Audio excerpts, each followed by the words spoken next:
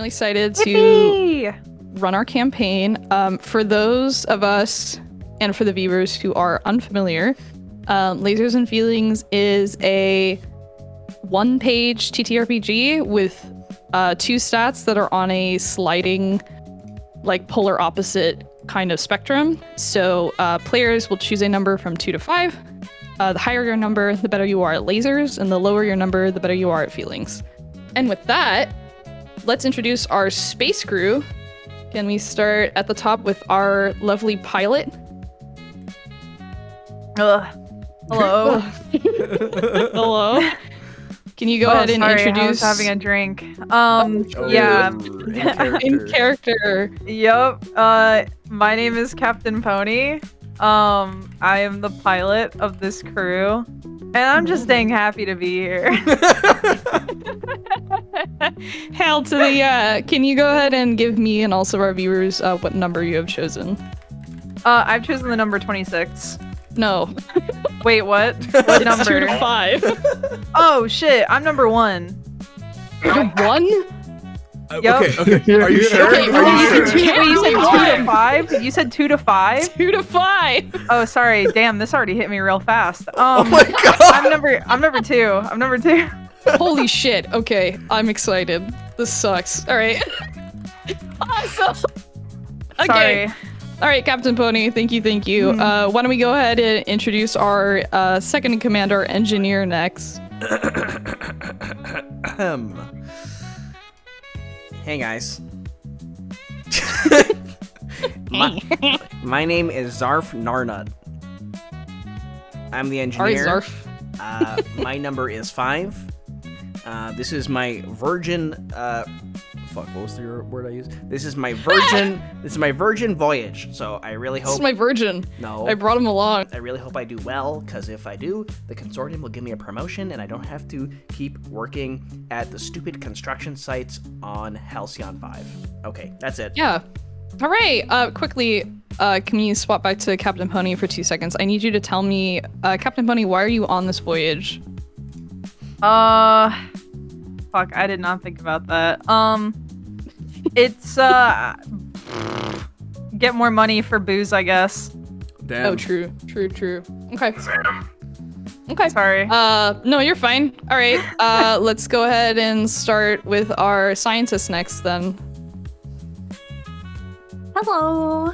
Hello. I am Aya Saloa. I am a savvy scientist. Let's say. My race is a kitsune. I am trying to study a cure for the kitsune that for an illness that has plagued the kitsune for millennia, and this voyage seems to be headed in the direction where enough knowledge could be found to potentially treat the disease that has been plaguing the kitsune. So she is Okay. here purely for research. Got it. Copy. All right. Next up, let's talk to our soldier. So, the name is Como. I don't know anything about my own damn species, and I'm trying to find out. I've got amnesia, so I'm trying to find, and I'm trying to find out what the hell are my people? Why am I here? What is my purpose? Because I feel like I got something. I gotta be doing a little something because I got some funky little powers. Okay, cool. So you are purely on this mission for also like exploration and knowledge. Knowledge. That's right. Knowledge. Okay, fire. Also, Aya and Como, can you please tell me your numbers? Aya first, please. Well, of course. My number is 3. Yep, and Como. My number is 4. And last but certainly not least, let's introduce our explorer. Hello, Star Dwellers. Yeah. My name's Alexi. I love exploring. Mainly because, it's fun. It's thrill-seeking. Crashed a yacht once, a star yacht into a nebula on purpose, kinda. It's not fun. the maps. It's not about finding new things. It's about the thrill. And True. oh boy, with these people, we're gonna have one hell of a thrill. Hell yeah, we got a little adrenaline junkie on board. I got all the maps, so I'm gonna make up shit on the way, hopefully. My That sounds number good. is 2. Let's go, let's go! Okay, so to explain the number to people, again, who are unfamiliar with lasers and feelings, the higher your number, the better you are at lasers, which is things that involve technology, science, being rational, calm, and precise actions. And the lower the number, the better you are at feelings, which is things like intuition, diplomacy, seduction, and passionate actions. How lasers and feelings works is if I have determined that something you are doing is risky, I will have you roll a d6. If you are using lasers, aka the thing you're currently doing requires science or reason, you will want to roll under the number. And if you are using feelings, you want to roll over your number. If you roll your number exactly, you have laser feelings, which is where you get to ask me a fourth wall breaking metagaming question. And I have to answer you honestly. You guys have all found yourself aboard the main starship of the consortium. What's the name? Oh yeah, did we come up with a name We did. For your ship or the consortium? The ship. for the ship? The ship. Yes, so your guys' ship is named... Maggie, is there a name you'd want for the ship? I was gonna suggest the Equestrian. Oh, good! Ooh, Oh, good! That's a good Let's do name. that. Good, Do that, good. do that. Okay, the Equestrian it is. So you guys are currently aboard what is known as the CNS Providence, which is the main consortium ship. And for whatever reason, you guys have decided to uptake this job that the consortium posted to investigate what appears to be a remote asteroid base that has gone silent. That is the extent to what you know thus far. And so, you all kind of bump into each other in the hallway, and you have entered this main room. So as you guys walk through the door, you enter this chamber that curves like the inside of a centrifuge. It's all polished chrome and soft blue lighting that pulses faintly with the rhythm of the station's life support. Thin seams trace the floor in radial lines toward the center, where a circular reception console hovers a few inches off the ground and slowly rotates in place. Behind the console slouches a young woman in a consortium uniform jacket that's 2 sizes too big, and there's neon gum snapping lazily between her teeth. She seems to be preoccupied with a manicure kit that is hovering in front of her fingers and cycling through shades of green across her nails. And as you guys enter the room, she doesn't even bother to look up, but she kind of shouts a lazy, "Welcome to the Orion Spire 7, whatever. Please state your clearance code," or I don't know, stand there awkwardly until someone shoots you.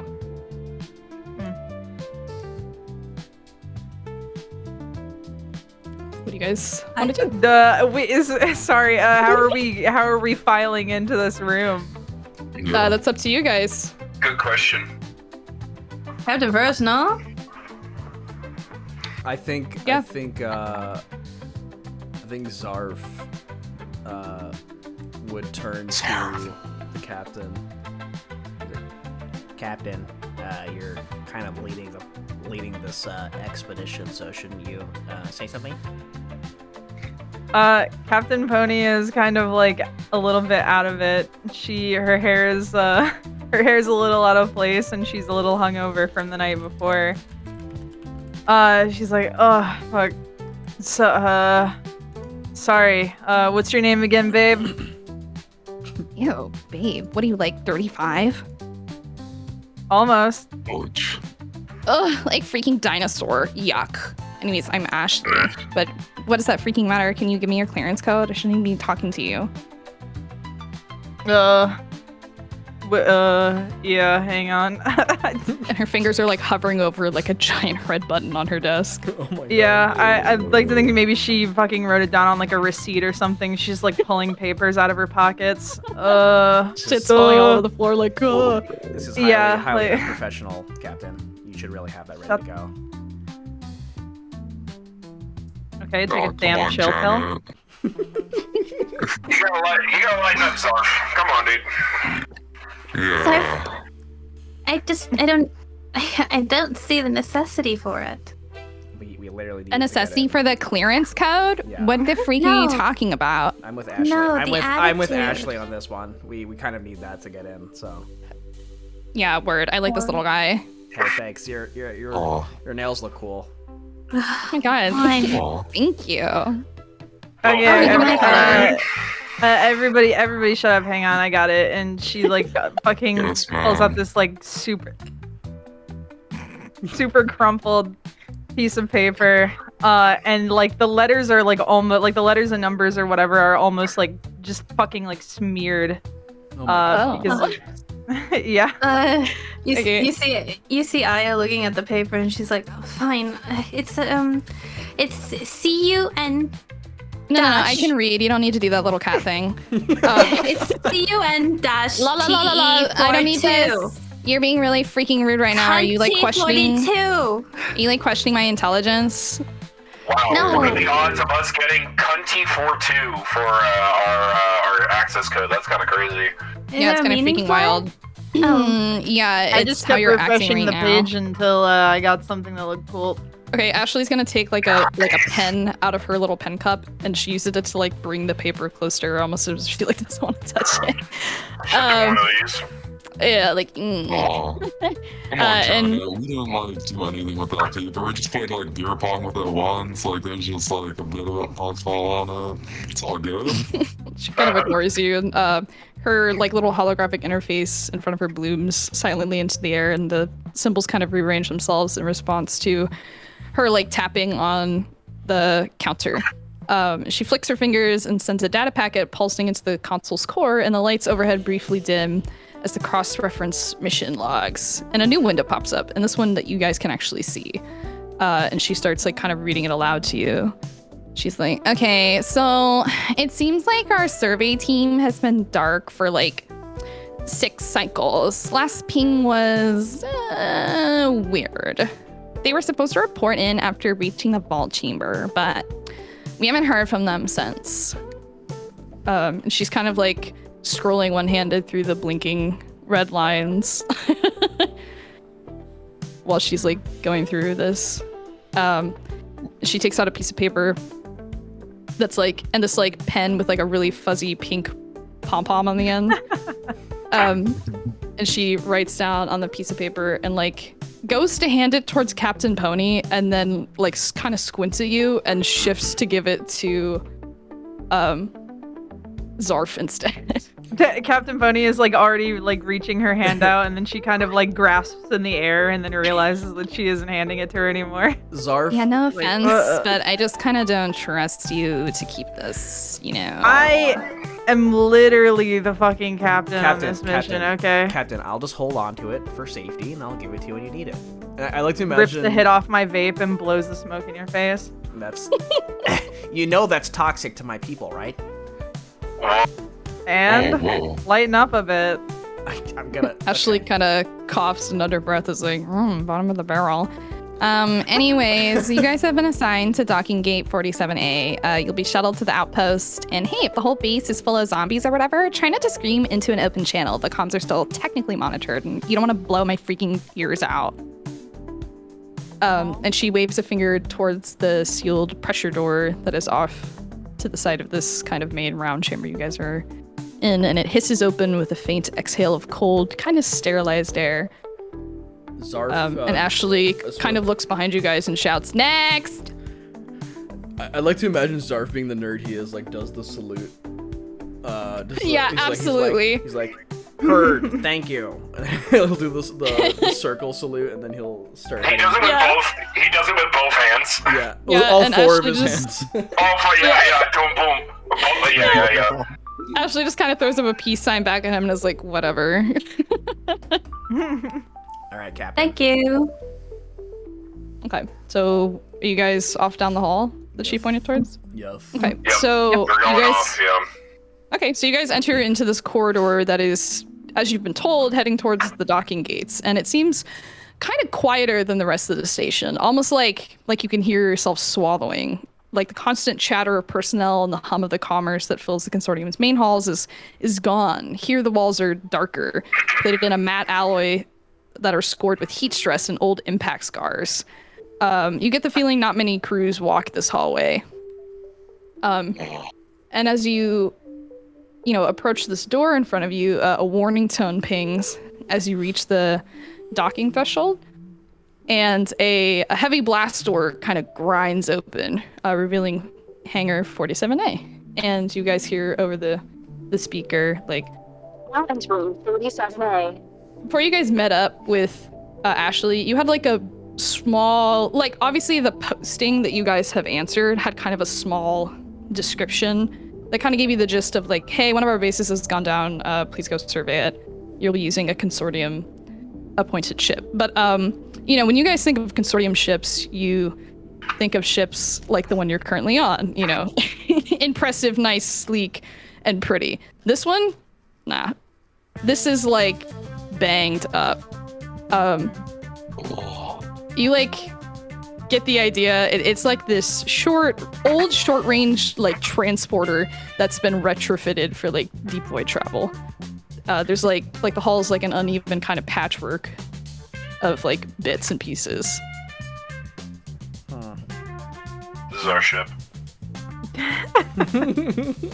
Pony is like, she's like knocking on all of the, I guess, equipment in the ship and just going, subpar. This is beautiful. What are you talking about? Look at how beautiful this is. How halls must be. You have to smoke it. Oh, I'm pretty sure this is gonna like explode if we try to like turn your shit on. It might. Yeah, so have you guys approached the ship then? Are you like going up and checking it out? Yeah. Como is kind of like, he's kind of inspecting it, just, doing taps and stuff, like, oh, what the fuck is this? Mm-hmm. Okay. You notice that there's like a small, like metallic box that's sat on this kind of like trolley, next to the ship. And on top of that, you guys also see that there's like 5 kind of like badges per se, which you can assume probably gains you access to the actual ship. Are they split by like level clearance? Well, yeah, if you took a closer look at them, they all have been engraved with your guys' names. So there's one for each of you. I'll scoop one up. Aya grabs hers. Same. Okay. Cool. She starts to head for the labs. Yeah, so your pilot is actually the one that is in charge of opening the ship. So while all these badges on the surface are cosmetically similar, it does seem like, Aya, when you try to like walk up to the ship and expect it to lower its, its bay or whatever, it doesn't seem to respond to you. Captain, I do insist that you open up. I would like to get started if you don't mind. Can I? So how do these doors open? Is it like a button or is it a key card thing? I don't know. You'll have to kind of check it out. Currently, the ship is kind of like docked, and there seems to be no way to like touch it like properly. There's like bits you can get to, but like there's no way to walk onto the ship at the moment. It's closed. Oh, okay. Mm-hmm. Well, I guess Captain Pony kind of takes her card and like just starts pressing it against the ship like willy-nilly. Like, yeah. Hang on, we'll figure something out. Hang on. You're just sliding it all over the like siding. I don't really know how these older models work, Have you tried like swiping it like a card like in the door slot? Have you tried that one? Oh, true. Yeah, hang on. Let me do that real quick. It might work. Aya kind of like looks up at her because Aya's like 4'2". She's like expecting this to be solved. Zarf is in the back shaking his head. He walks up to the console. I'm assuming there's a console for the ship's landing sequences. There is, and you have knowledge of that, Mr. Consortium employee. Yep. Zarf walks up and he's like, Captain, just come here for a second. Unbelievable. Okay. Okay. He'll type in some commands for an unlocking sequence. and ship pre undocking sequence, and he'll say, "All right, Captain, just tap your card here. You have to use the computer first to initiate everything." You've flown one of these before, right? Not this exact model, but you know, the controls should be similar. She kind of like puts her key card in the console or whatever it is. It's like, you can look at you, smart little engineer. Don't call me little. I'm not that much And smaller than you. The console like kind of yells at you. It's like, Remove card now. Okay, remove it. No, you Yeah, have, please. you have to remove Please it would be quickly. nice. You have to remove it quickly, Captain. You can't wait. Oh, God. Okay, tap it again. Too slow. Please try again. God damn it. Okay, Can you? Captain, tap it again. Sorry, am I not reading this properly? And she's like Just tapping at the screen. Oh my God. Zarf, you gotta chill out, little bro. Come on, man. No. Zarf has the right idea, but like, look at the console and I pointed like dangling wires on the side. I think the console's busted too. You might have to fix it before we let go. Can Zarf examine the console to make sure? Because this whole area is kind of like run down. absolutely. And let's bring in our first roll of the campaign. Woohoo!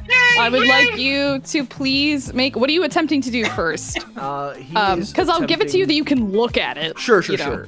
So first he's gonna look to see if anything's broken, and if it is, he's going to roll with his trusty, dusty, multi-toolkit to fix it. Okay, great. Go ahead and roll me a d6. I rolled a 1. That's way under 5. Yeah. Let's go.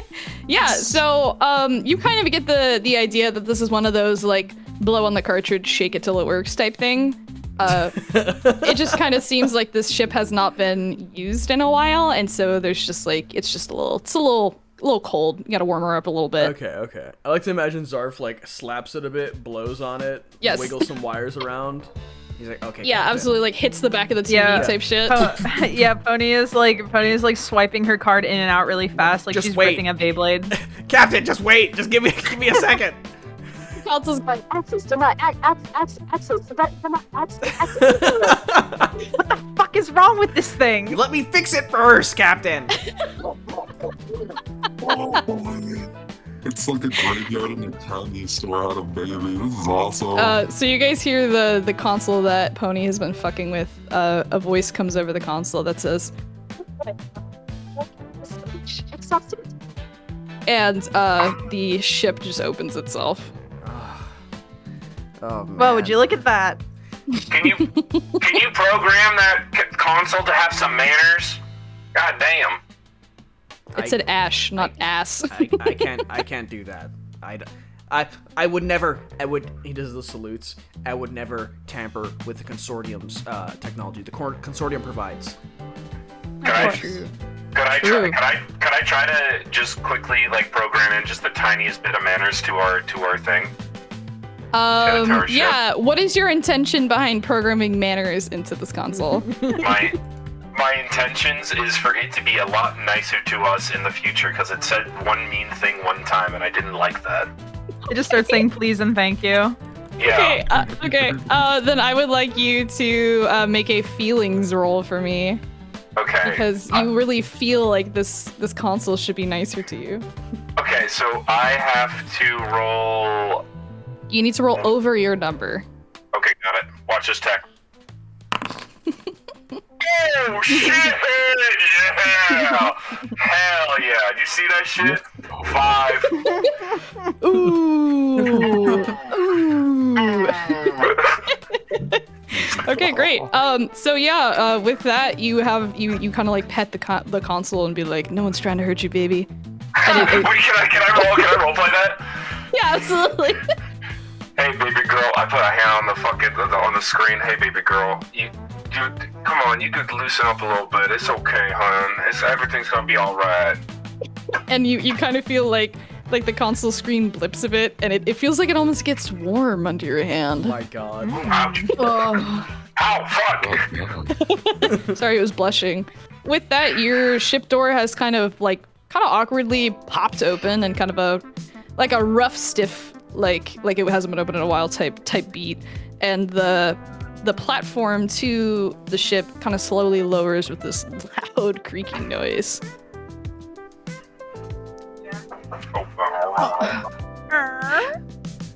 Our ship Yes, seems it's going completely on. stable.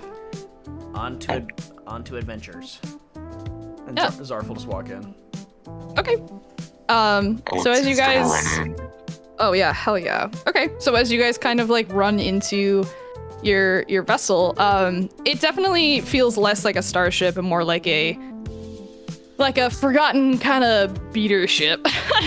The main corridor you guys are running through it's pretty narrow. It's just wide enough for two of you to pass shoulder to shoulder, and the floor is ribbed. It's like a ribbed metal grate over bundled wiring, which pulses faintly with the glow. The air smells weird, wrong, not rotten, but pretty sterile in an artificial way, like it's been recycled too many times.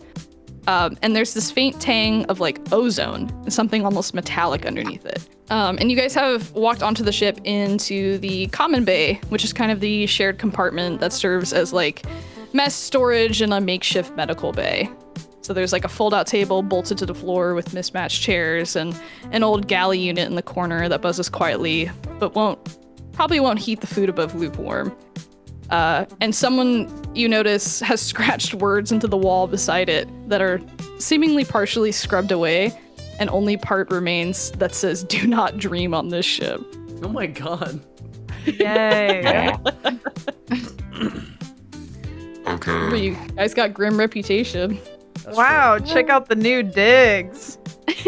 Oh boy. I've been, Digs, yeah. I've been on shuttles nicer than. Oh, I'm sorry. I mean, Consortium provides. Hello? Hello? Oh, there we go. You guys on the ship? Hey, Yes. baby girl. Oh my god. Enough of this, alright? I'm gonna talk to HR. Oh. Hello? Oh shit, I thought this was the ship. I thought this was the ship, sorry. I didn't know if No. this was... Oh, HR is already familiar with me. Yeah, I bet. Anyways, Of course they would be. welcome to the Equestrians.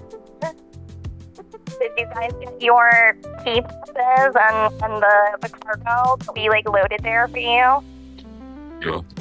And you guys are suddenly reminded of the metal box all of your badges were on that is still outside. Ooh. We'll load that shortly. Make sure you do. It's kind of really important. Once you do, can you just go to the console and press the button? I'll call you back and we talk about it. Alright, Jenna. Okay, Right. go on. Okay. And Okay, it clicks and the speaker turns off. When can I talk to the ship again? The ship? that was the landing console. That wasn't the ship. Oh, Yeah, what? that was the consortium's tech. That was not the ship. Well, maybe one day. Oh, is the box heavy, by the way? It's what? He's gonna go out to load the box in. Is it heavy? It's on a loading push cart. It's pretty heavy, but I mean with the push cart, it's a lot easier to move. Okay, he'll push it in with maybe asking for help from somebody. Probably Zarf. Okay. I'll Ponya, go. I can come help. You're gonna yeah, come out? Pony is Pony has sit herself, sort of, I guess, near the steering console, I guess, of the ship, maybe. Yeah, so and you can fully go further into the yeah, ship. and she's kind of rolling her arm back and forth. She's like, "Oh man, I would help, but I messed up my arm earlier this week. God, yeah, you guys can bring that in without me. Man, I wish I could help, really." Yeah, Captain, for sure. That strong arm of yours that you broke the other day. Don't worry Yeah, no, about I it. gotta save my energy for piloting the ship and everything. Yada yada yada. Don't even worry about it. I got you, bro. She raises an eyebrow and she's like, okay. She starts to look for the lab. Okay, cool. So very quickly, Alexi and Como, can you tell me how you are getting this box up? Are you just both kind of shoving at it? Is one of you trying to guide the front? What's kind of your angle to get this thing in? I mean, there's a push cart, right? I feel like if Alexi is pushing it, right, I could like try to like help guide the boxes like in, so like I'm in the front, like kind of like you know, trying to get it. Yeah. Make sure that it's getting in, you know. Okay, so Alexi, I need you to make a feelings roll for me. And I need Como to make a laser roll for me. And you both get an extra d6 because you are helping each other. So you must roll 2 d6. I got like not snake eyes, but I got 2 3s. You got 2 3s? I got a 5 and a I got a 5 and a 6. Okay, great. So I had you rolling lasers, right? Yeah, so I was supposed to be getting under. Yeah, so you needed to get under your number 4, and Alexi, you needed to get over the number 2. So Alexi, you push this box up the ramp, no problem. However, Como, maybe it's because you're short, maybe it's because Alexi just kind of gung-ho-ly shoves the box up this platform, but you are kind of failing to guide this thing properly. And you start to see the box start to slip off the platform towards the, endless vastness of space that your aircraft is currently hovering. Okay. Well. How would you respond? How do you react? This box is actively falling off the ramp you were. I literally go to like just stop it with my body, like wherever it's like I'm just trying to try my best to latch onto absolutely. it, and I also call out to Alexi like, hey, I need some help. I've lost my grip. Okay. I would argue that Alexi is unable to help you catch the box because he's keeping it on the ramp. Okay, so then we're gonna change that from a cry to help to Alexi to just a cry to help to anyone who can hear me in my general vicinity. Okay, sure. I need you to make a feelings roll for me. Okay, so this is... You're trying to roll over your number. So this time you do want to roll over your number. Okay, so this is gonna be great. Okay, so... Okay, we're good. Yippee! Okay, so you successfully grab the box right before it's about to tip off. I will say it does kind of smash your finger under its weight, but you have managed to save the box from plummeting into space. Right. And you've kind of redirected it back onto the platform. All right. Holy Toledo. Sorry about that, little bro. I don't know what the heck happened there. I just... Butterfingers. No, it's okay. My bad. I was pushing a bit too, with gusto. This makes you just, really exciting, I just want to start it. No, I get that. Maybe one day I'll share your same enthusiasm. But until that day, I'll just try to be reaching up to that point. Do you feel? Hell yeah. So I think with your guys' teamwork, you get the box properly onto the ship. Quickly popping over to Captain Pony and Aya. So Captain Pony, I'm just going to quickly describe the cockpit that you have found yourself in. So the cockpit is all angles and glass. There's actually 2 seats that sit beneath a wide view screen that curves around the front of the ship like the open eye of some mechanical cyclops type. There's a bunch of touch panels in front of you that are kind of blinking erratically. And the ship's systems, when you start to play with kind of what's going on the console, seem to be already pre-programmed to they've essentially GPS'd you to Sigma 12 already. So you kind of can see your plot. And then Yes. And then Aya. So, are you looking for like the medical bay or like a lab?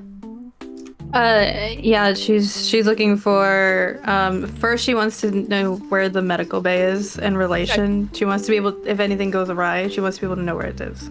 Absolutely. So, I mean, there's ample signage on this craft. I don't think you would have any trouble finding the kind of lab area. I will say it's not the lab you're used to. It's definitely more geared towards medicinal things.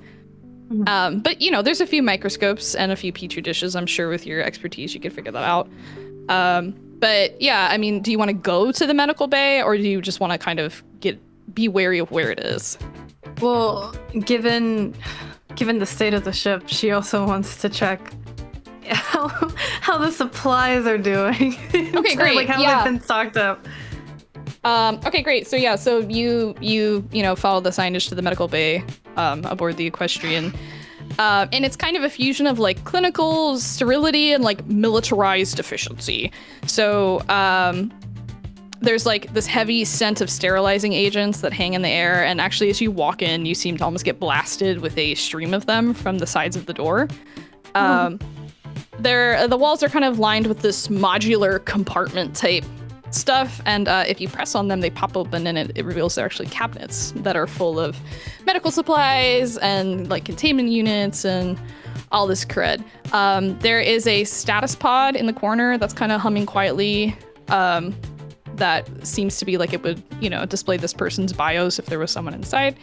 And at the center of the room is like the central examination platform. It's like this adjustable slab ringed with extendable arm scanners and surgical tools. It's built for efficiency, not comfort, for sure. It looks like if an injured person had to use this thing, it would be quite uncomfortable.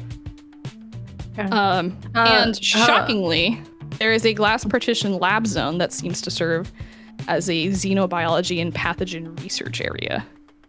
Oh, perfect. Okay. She would come in with their own little box of tools. So she's been hobbing on one leg this entire time, holding the bag with the other arm that she has. She puts it down.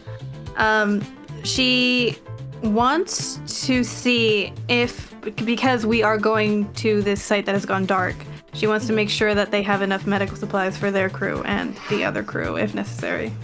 Sure. Yeah, I mean, you're free to just rummage through the cabinets. I'm not gonna make you investigate. Okay. I look through the cabinets. Yeah, so while the ship is old and kind of forgotten, and it's definitely being repurposed for your guys' missions, the consortium has not spared on at least decking you guys out in supplies.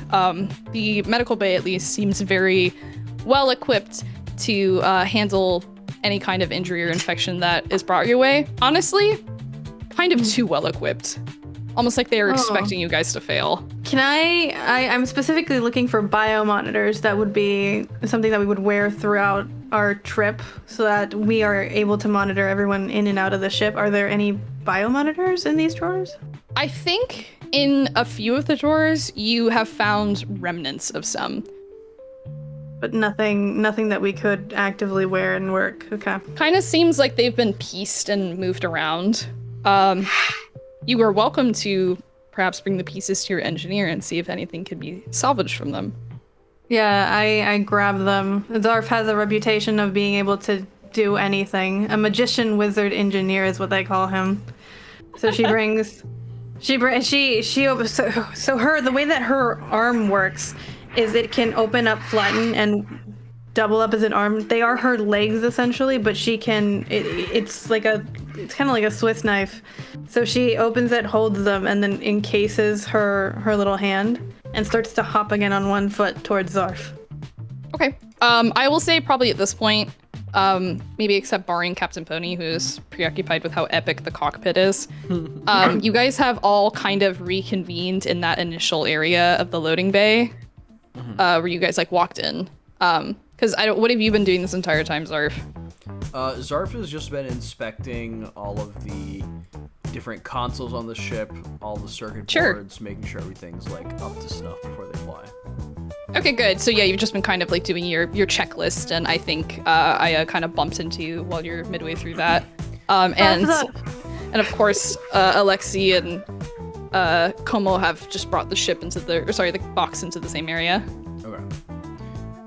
Stop. I need your help. The biomonitors aren't quite what I would expect the shape of them to be. Do you think you could look at them and see if maybe you could make us or fix us up these biomonitors? Zarf is like tightening up like a bolt on something. Like, yeah, just give me like 1 second. Okay, all right. And you see he takes out like a digipad, and he like physically does like a check mark with his finger on one thing. All right, that is done. Okay. I love Zarf. Yeah, he's such a fucking nerd. All right. Yes, Aya. What were you yapping about? Sorry. Right. So while I was looking through the medical drawers, I found that the biomonitors that they have supplied for us aren't quite up to par. And since you have the best of reputation, I would like for you to look at them and see if you could piece them together for us so that we can monitor everyone throughout our journey. Aha, I see my reputation precedes me. Yeah, of course. Let me take a look. Let me see what I can do. She opens up her it's kind of like a paw. She opens it up and like holds it up to him, and she's like smiling. He'll take it out. Does he tower over her? Yeah. I think he's pretty tall. I think he's like probably like the second tallest. And how tall would that be? She's 4'2". I want him to be shorter than the captain. So how tall is the captain? I guess, I mean, I'd say she is a human still, so probably just like at the tallest, probably 5'10". Okay, then maybe he is the tallest. No, I thought I imagined Alexia was gonna be. Yeah, how tall is Alexi? Alexi is like, I don't want to be like too big, but like I think he's like if anything 6 foot. 6 Like foot. at most, like yeah, Okay. minimum 6 foot, but like I'll say like 6 like 2. There you go, 6'2". Okay. Yeah. Oh my God. Then I'll say Zarf is like a flat 6. He's in between the captain and Alexi. She lifts up her arm, and she looks so tiny compared to him. She just like lifts up her paw. And she's like, look. He reaches down with not his primary arms, but his secondary arm, because those are a bit longer. So he'll reach down with those, like pick it up, and be like, let me take a look. And he's gonna try to see what's wrong with it. And yeah. Yeah, okay. So, Zarf, as you kind of take these bits and pieces from Aya, you realize that the BIOS monitors, there is enough for your crew. It just kind of seems like the previous crew, or whoever was using them prior, kind of like mismatched and pulled apart and stuck, like, almost as if there were less people than necessary, and so they just kind of souped up, like, 3 pairs, and so it has left kind of all of them in this weird state of, like, half working, half not, discombobulation Frankenstein-esque tech. It looks like whoever was using the ship before was really messing around with these. You might want to bring me the rest. Let me head over to the engineering bay, and I'll start working on these. Give me like I don't know. While the captain is theoretically prepping for flight, I don't actually know what they're doing in there. Give me like I don't know, 30 minutes maybe to work on these. If you could bring them to the engineering bay for me. 30 minutes off. They're so impressive. I don't know if I missed anything, but I'll go back and see. Yeah, of course. if you can just grab all hopping. of them. Yeah. Oh, she's okay. She's hopping. That's interesting. And he'll head to the engineering bay to sit down and take inventory of what he has. Okay, great. Let's see. So we got our boy in the engineering bay. I guess Io will meet up with you shortly. Is Captain Pony, Alexi, or Como doing anything else in particular around the ship? I feel like Como would be looking through the boxes, because that's all of our stuff, correct? The box you just loaded on, or Yes, the boxes that are kind of in the cargo bay already? The boxes that we loaded on. Okay. So are you like kind of inspecting this trunk you have loaded upon?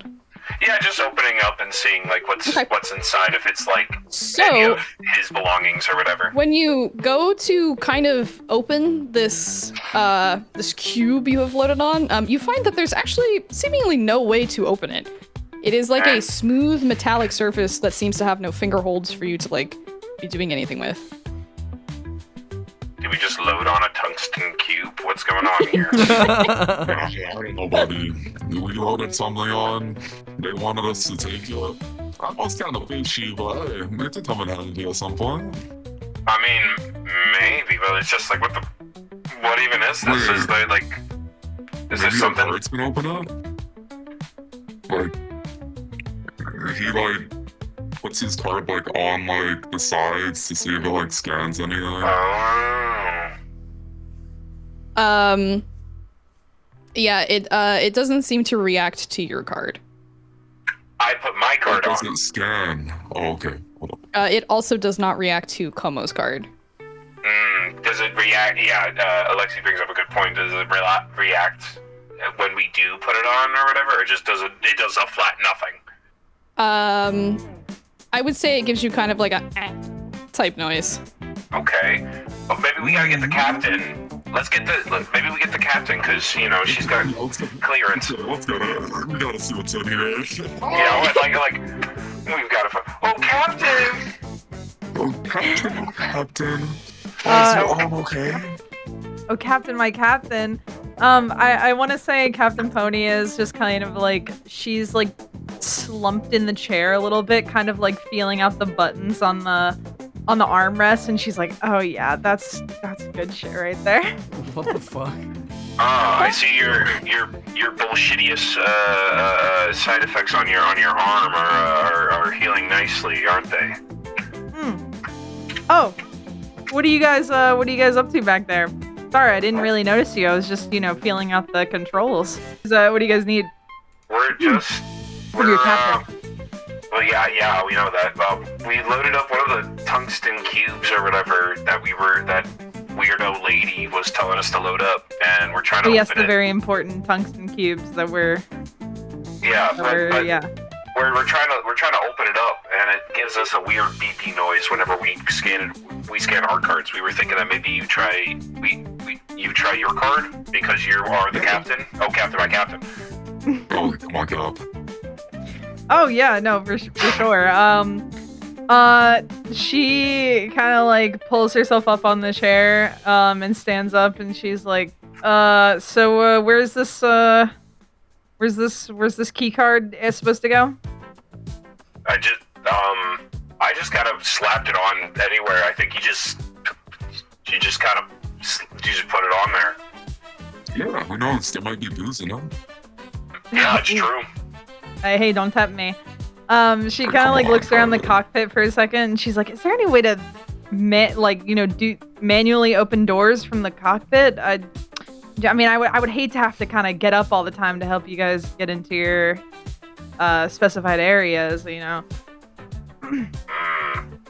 Well, I mean, we could probably ask our main green feller if you wanted. Or no, he's not green. He's purple. I'm colorblind. Zarf. Purple. Yeah, he's purple. My bad. We could ask our main purple feller, Zarf, to do something like that. Yeah, where's Zarf? Just- Let's get him up here. Let's figure this out. Well, Zarf's in the engineering bay because he's working on something that little Doggy-O wanted to work on. Yeah, okay. Well, I will open up that door for you. Let's go over there. Let's check in on what our buddy Zarf is up to. It's not a door, it's a chest. Yeah, we're It's trying to Oh, open it's up a the tungsten chest. cube. Yeah, Sorry, we're- I apologize. I thought you were trying to get somewhere else. No, Okay. dog. Yep, I can definitely open up that chest for you. Slap it on there. Slap the key card on there. What are you waiting for? Yeah, she had already like stuck it in her pockets. She's like rifling through her pockets again. Oh yeah, there it is. There it is. She like walks over to them and sort of like tries to slap it on the scanner. Okay.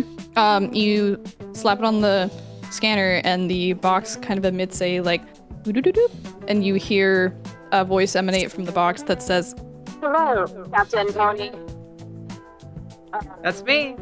and a singular silver remote seems to pop out of the side of the box. Oh, god damn it. Remote? I wonder Uh, what this does. She like presses a button on it. Nothing seems to happen. There's one button, and when you press it, nothing seems to happen. Maybe you have to press it with intent.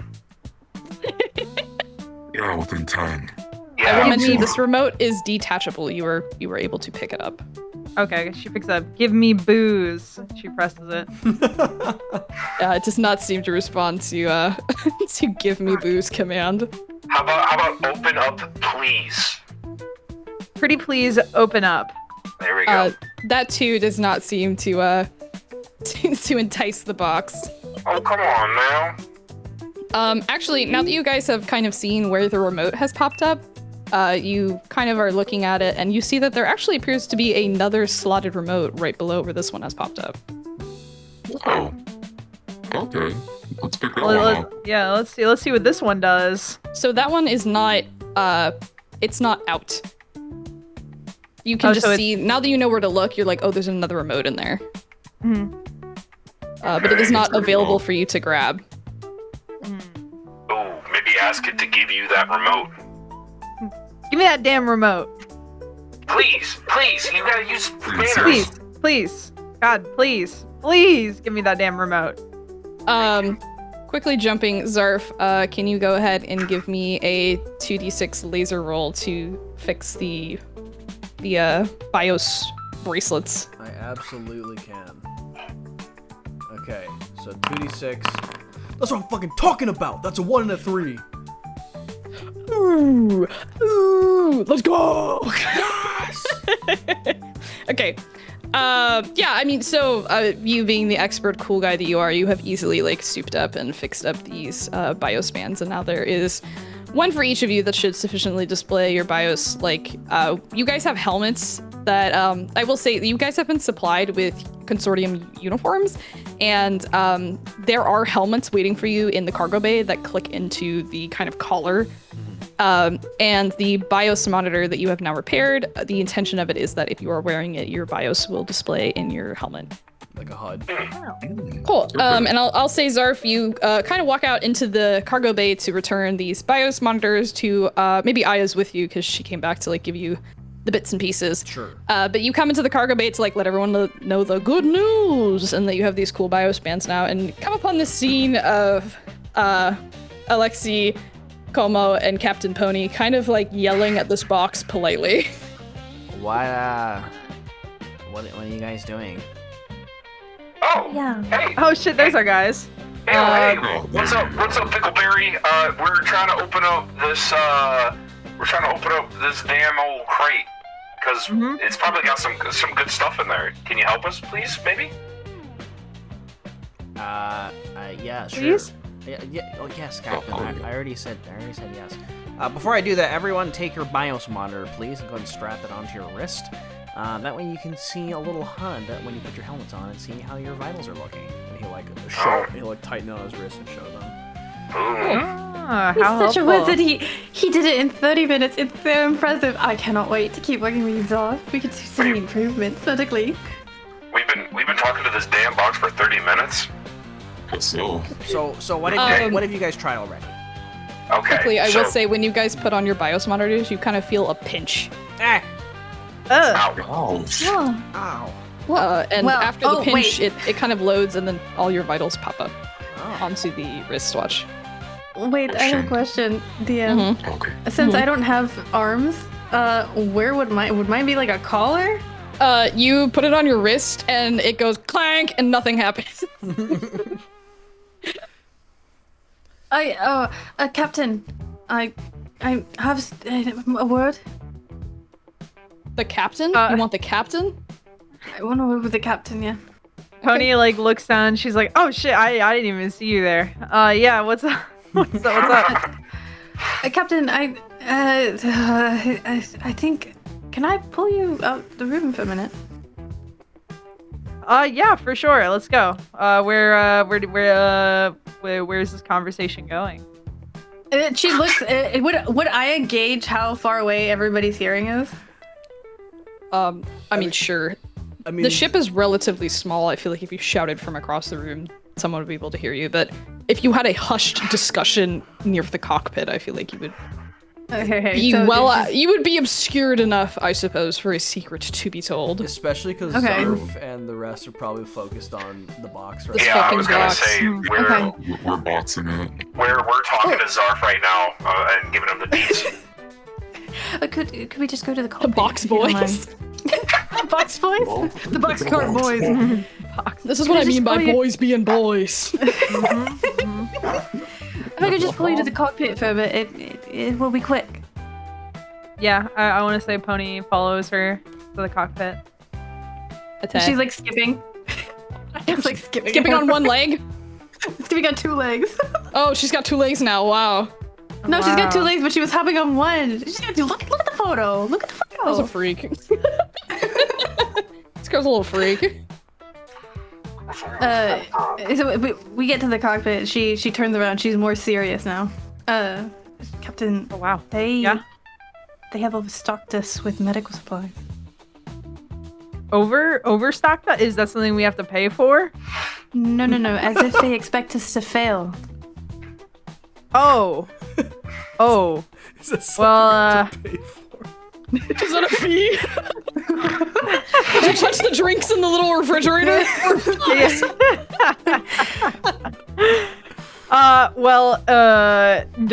What do you mean they expect us to fail? Don't they know the infamous Captain Pony, or well, rather famous Captain Pony? She kind of like raises an eyebrow because she also knows the infamous Captain Pony. She's like, I don't know if it's about your reputation or if it's that they expect us to completely fail. Those supplies seem to be like worst case scenario type of deal. Well, I think it could potentially be a good thing. I mean, if something does happen, we could be extra supplied. Of course, I just wanted to let you know because if they, as someone who's been on multiple ships, I've never been this stocked up, ever. Okay, well, I mean, let's keep that in mind. Of course. I also would like to request access to everybody's charts, so if something were to happen, at least I would know how to treat them. Especially the translucent one. I've never seen anything like it. Yeah, I can certainly grant you access once I figure out how to do that. Of course, it's off as a magician. If you can't figure it out, I know he will. Oh yes, that's Zark, a magician he is. Zark. Or what's his name again? Zark. That doesn't correct it. That Sorry. barf. He's awesome.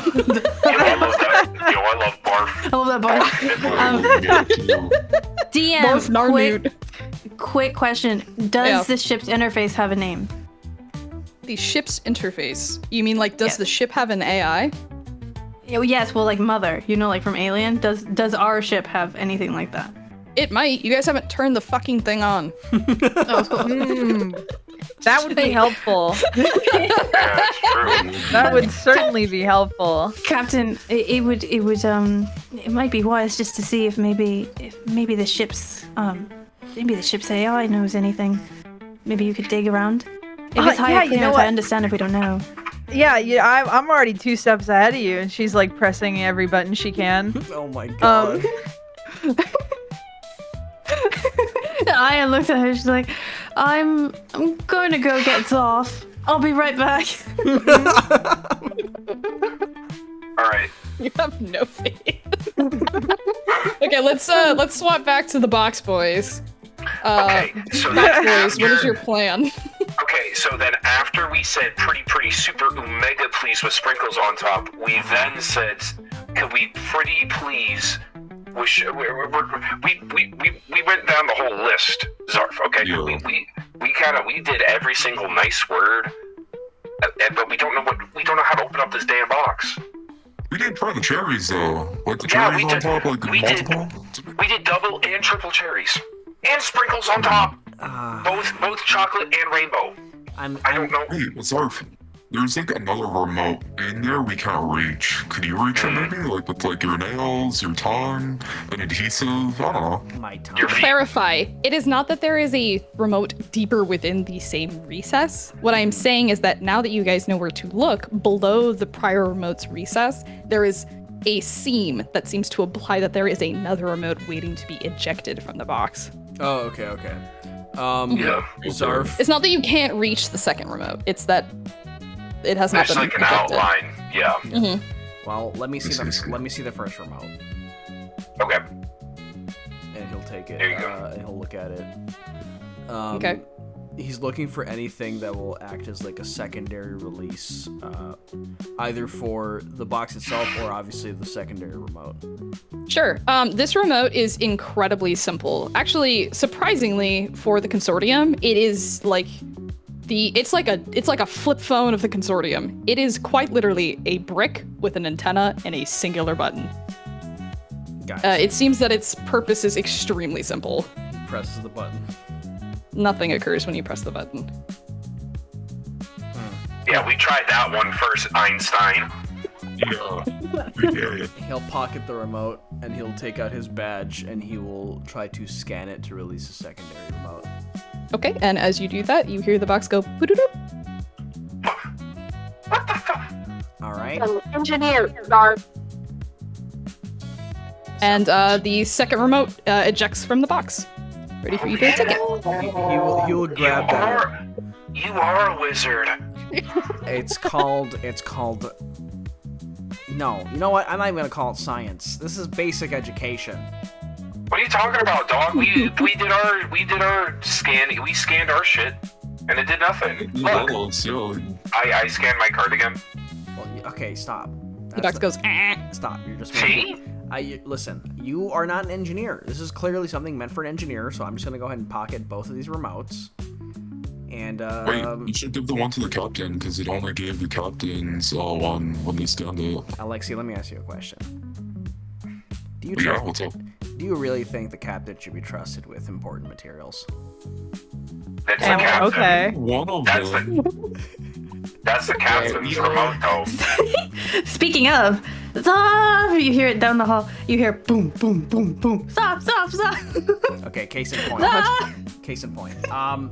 You know what? I'm gonna hold on the remotes. Maybe I'll talk to the captain about it. But No. You need to give the other remote to the Okay, captain. all That's right. not yours. But let's focus on what we're doing here. Let's open up the box. Okay. All right. Okay, fine. But hi, you should give that remote. your god has descended from the heavens quickly. It's this blue orb that floats into the ship and goes, oh, remember that Ashley told you to call her once you put the box on board. Oh, I'm gonna call Ashley because the thing is, I actually. Jonathan's all of me, man. Here's the thing is that I actually forgot. Let me check my notepad here. Ah, yes. Okay, we're supposed to call Ashley after we get the box loaded, so let's do that. Oh, Imperial, fine. Oh shit, were we supposed to call her? I forgot Yeah. about that. Yeah, no, we were. It's I just okay. don't like talking to her much. That's why I write down things so that the personification of God doesn't have to come down. Okay, so blue orb. he when she called the ship before, it was through our PA system, right? Yeah. Okay, he'll walk to the cockpit. He just completely ignores whatever's happening with the captain and Aya. He'll walk to the cockpit with Alexi and Como, and he'll hit the PA system and be like, Ashley, box is loaded and remotes are ready. And you hear the click of a radio, and Ashley comes on and says, Oh, you found the bomb. I'm sorry, I don't know if I heard you right. Did you say fucking bomb? Yeah. Wait, they did tell you about the bomb, right? No, they did not tell me about a bomb. That's a bomb. Yeah, classic core board. Unity for secrecy or fucking whatever. But super hush hush, but your worst case scenario solution? Like, Number 12 is like crawling with freaky, icky, alien, goopy guys, or like a quantum infection or whatever. I just want you to wipe it. I see. He'll look down at the button that he realized that he pressed and the others pressed multiple times. And he's like, Yeah, the math is doing. Yeah, like Komo's also thinking about all the stuff that just kind of happened and went down. he'll look at you two. Yeah. God, we didn't drop it. He'll look at you two, just kind of put like a finger up, like. Yeah, no, Komo's like, don't worry, don't worry. Said, Alexi already said, thank God we didn't drop it that one time. Guys, quiet. Yeah, sounds good, Ashley. Yeah, I'll go ahead and hold the remote. If we see that there is a threat and it's not worth, taking care of, then Yeah, we'll, so like, hold on, other part. It's actually a dual trigger detonation device. Two of you are supposed to have the remote. Okay, so I'm supposed to. Okay, it's a dual trigger system. Like, we kind of need someone else, decision making and whatever. It's supposed to be given to the captain, where she is. Okay. Yeah, I guess you're right. Okay. Yeah, so like the two of you will need to press it at the same time, no solo hero stuff.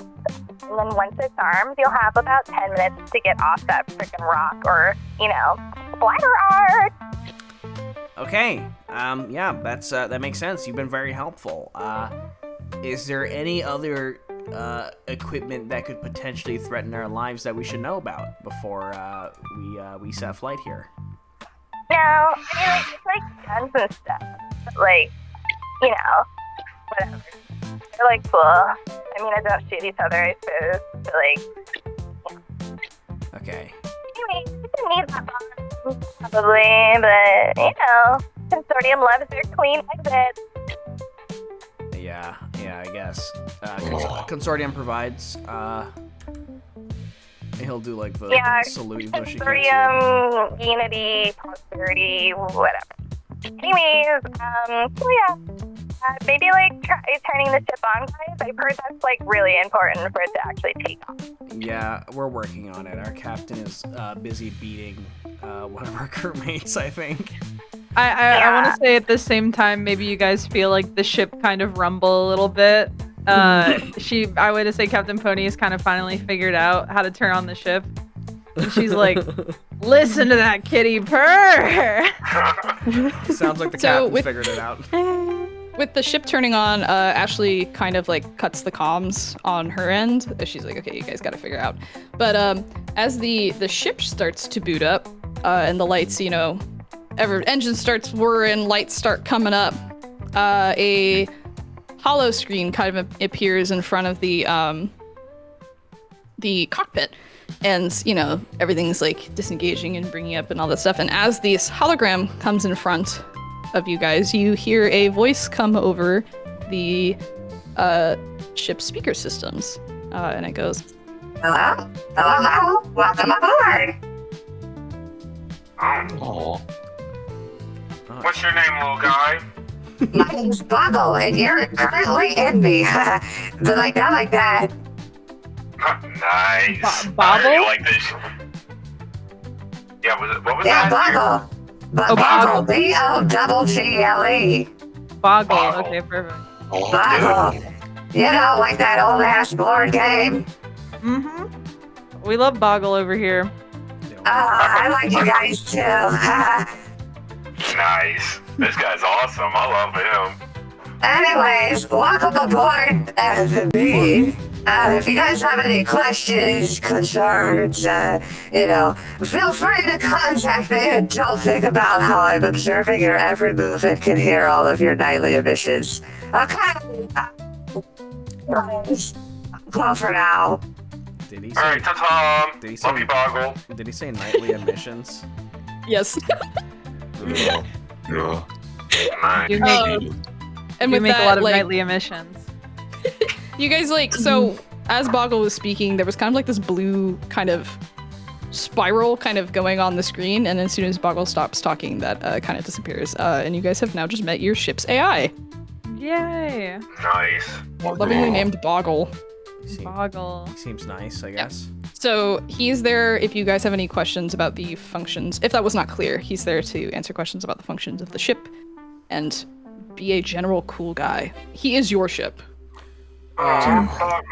Zarf will salute the captain. Captain, I believe the At cargo... ease. Okay, he'll put his hand down. I believe the cargo is loaded. All the ship's modules seem to be in working order. All the biomonitors are working as well. It seems like you figured out how to start the ship, so kudos to you. I believe we are ready to take off for our virgin voyage. Perfect. Your virgin voyage. Mm-hmm. We do love our share of virgins on this ship. No, I'm sorry. I suppose I should reiterate. When I say that, I do not mean virgin. I mean as in this is my first time traveling out of system. So. Aw, that's all good, Zarf. Yeah, don't worry, sir. Well, yeah, no worries. Just know you're in the captain's hands. You're perfectly safe. Speaking of the captain's hands. Little bro. Speaking of the captain's hands, she inches closer towards Zarf. It's like she raises her paw up and she kind of like makes the motion to get closer. Oh, okay, yeah. What's up? I don't think she knows how to drive this thing. Zarf. Please. After I just told you this is my first time flying, please tell me you're joking. Oh, you should have seen her with the controls, though. I went to go get you, and then Boggle appeared, and I was dumbfounded because I think Boggle is so old school, ancient, vintage. All right, that's not the important thing. Do you, And we love Boggle for those reasons. He'll turn to the captain. Captain, seems like Boggle will be very useful, but if you would like, I'm more than happy to sit as your something if you need it. Well, that's very helpful, Zarf. But I think I got it covered. Zarf does like, okay, so you guys remember like in my drawing, you know how he's like when he's talking, he's like side eyeing like the dogs. Yeah. He does like the side eye thing to Aya, and then like looks back. And he's like, "Are you sure, Captain? I really don't mind. It's really no trouble. I can just like check on the systems and whatnot while you do what you need to do." I mean, you can still do that, but I'll let you know if I need your help. Hey, Captain! Yeah, you see, come on, like fucking bustling through. I found some soju, little bro. Captain, come back, Captain! Captain, now! Here you go. And that's our pilots, of course. Chug. I hear they're good under pressure, though. I think we'll be fine. I think I will be sitting in the cockpit as well, just to keep an eye on the captain. Please, Zarf. There's a lot of stories I've heard about Captain Pony. Oh, what's the Good ones, I hope. What's the craziest story you've heard about? Oh, Captain! Captain! Oh, Captain! Oh shit! Oh, hi, Captain. Hello. Sorry, I have really good hearing. It's fine. Captain. We got someone to tell you, Cap. Oh my God! Sorry, I have really good hearing. You know what they say about Captain Pony? She's got the hearing of a horse. What? Is it? No, for their good hearing. Aren't they like? Yeah. Aren't they like normal? Like I don't think that they have No. like crazy hearing. They're crazy. They're bats. They're bat horses. These are old bats, yeah. exactly. I have extremely large ears. They look normal. Oh yeah, Cap. By the way, about the cargo, we're carrying a bomb. Yeah, that's a bomb. Yes. Captain, yes. A bomb, like a Jaeger bomb, or like a? Jesus Christ. Oh shit. I mean, Yummy. I mean, space Jesus Christ. No, listen. Jesus Cosmic. Cosmic Christ. Cosmic Christ. Cosmic Christ. No, Cosmic Captain. Christ. It is a bomb. If the mining facility is too far gone, we are to load our load into the place, and then he hands the captain one of the remotes. I will hold on to the other remote. You hold on to this one. If we think it's too far gone, we both press the button, and then we have 10 minutes to get off the ship, or excuse me, off the planet. You see Aya, she's frowning her brows together. She's like, Captain, it's what I told you about earlier. The thing, I told you that they overstocked us with medical supplies. What? Well, Isn't that a good I always thing? hate blowing. I hate to blow up a planet, but you gotta do Oh, what an you gotta asteroid. do. You gotta do what you gotta do. Oh, sorry, They asteroid. overstocked us with medical supplies. What's the fun in that? We Gu- can just heal. Guys, these are What- good what do- things. There's literally nothing wrong with having extra medical supplies. I don't understand why this is a problem.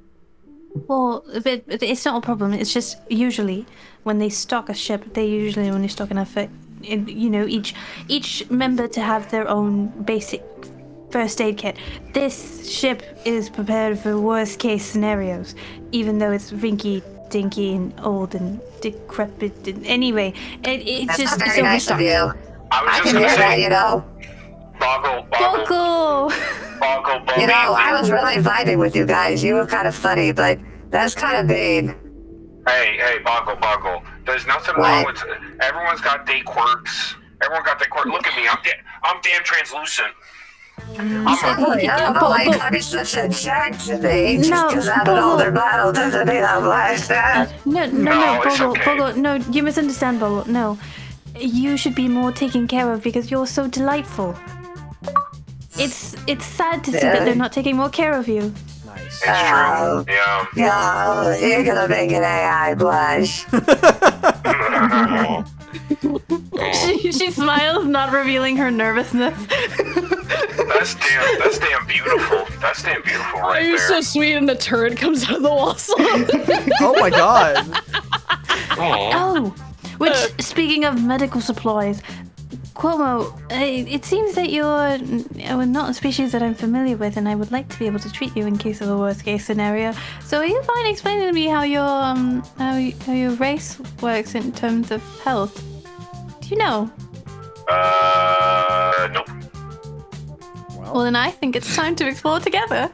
Well, I think Whoa. Put the damn knife down, bro. Explore our What the hell's bodies going on? together.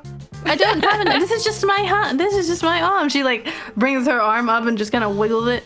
It's just my arm. I don't have any supplies with me, Cuomo. It's fine. And even if I did have supplies, aren't you translucent? Are you like a ghost? Well, I mean, like, I have some You mass freaking to ghost. me. I have some mass to me, where like, he'll kind of like grab and there's like actual like mass. It's like it's mass, but it's just kind of translucent or whatever. You She know. leans to the right, cocks her head. It looks really cute, but it is very curious and like very in your face. And she's like, fascinating. Hey, you want to see something cool? Hey, Boggle, turn off the lights. Okay. So lights the, so, so the lights turn off, and you can kind of see like Como's like arm kind of like changing shape to how he wants. With now that there's darkness kind of around. Oh, But the second, Cuomo, I need to know everything about you. I'll say a disco ball starts to descend from the ceiling, and like these colorful lights hit it, and then Como's arm like kind of like shoots back. and Boggle's like, Oh, let me in on this action. I know. Oh, Boggle. Party time. Well, sorry to interrupt the party, but I believe this is Alright, sorry. all the stuff turns off, Sorry, and all the Boggle. lights come back on. I just think this is stuff that we could do after we've taken off. I'm sure there'll be some downtime on our flight, so What's off? It's off. Yes, of course. And whatever you say. She's so she's in admiration. Zarf is not used to staring. this behavior. He's used to people calling him like a nerd and stuff. So he's eating it up. He's like, yeah, that's right, yeah. Yeah, see? Okay. Before we go though, I don't feel like that thing is heavy. That bomb is heavy. I don't think we're gonna be able to put it on the planet that easily. Or at least put it. Well, we have the push cart. Moving it around is gonna be a hassle, and using the trolley is gonna be a hassle. Maybe. Zarf, you got any like levitators, any thrusters we could like use before we like maybe lift? Let me check. I might have some micro grav thruster lifts. Does Zarf have anything like that? Zerf might not, but the consortium might have supplied that for you in your engineering bay. Okay. Let me check the engineering bay. The consortium treats the employees oh so well, so I'm sure they've left us some mini grab lifts. Alright, let's lift off then. If Zarf says we're good. Yeah, we're good. Wait, I have to do this part. And he smiles at you guys, but he has like an awkward smile. And you see that you guys have seen his what's the word? Species? Yeah, you guys have seen his species before. You guys have seen Lazrars before, but instead of their usual spiked teeth, he's just got like human veneers. So when he smiles at you guys, it's just like human teeth, like in the drawing. And he's like, "Yeah, we'll be fine." And he smiles. Oh, well, that's just they're damn so pearly interesting. white. Thank you. I spent my last paycheck on them. That was so amazing. Quavo, I do want to borrow you in the med bay. Just for a little bit. Okie dokes, I guess. Why not? All right, Alright. Captain? that's you. Everybody at your stations, Yep, huh? that's me. So, I just like saying it. Are you new to this? Are you excited No. about being a captain? Or are you just like saying it? Oh yeah, no, I'm excited. I'm very excited. Okay. I'm gonna sit down next to you if that's cool in the cockpit. Oh, you want to be near me? Never. You know what? Never mind. I'm gonna go to the engineering bay. I'm sure you've got it figured out. Mm-hmm. Oh, you want to be near me? You want to be near me?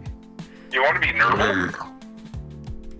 You want to sit on my lap? Oh, whoa. Oh, sorry. Captain, that's Sorry. a gigantic sorry. HR violation. No, yeah, I understand. I would hate to get HR called on me again. I'm already like 2 strikes in. What? What else have you done? Boggle into that cuck shit. Onward! Zarf uncomfortably walks back to the engineering bay. Okay. So you guys ready to take off? Mm-hmm. Yep. Yeah. All right, I guess I'll sick. stand next to the captain since I can help navigate. All right, hold on. I'm just changing into my boggle gear. I'm in There the we go. damn medical bay. I am not boggle-fied. My boggle gear. Yeah. Okay. Cool. So, oh, Captain, my captain. Since you are unfamiliar with this vessel, I require you to make a lasers roll. Yes. To start the ship up, you are allowed to roll 2d6s since you are an expert in this category. But I will say that you starting up this unfamiliar vessel is a risky behavior. Oh, here. Okay. I will roll. Roll! I rolled Roll. a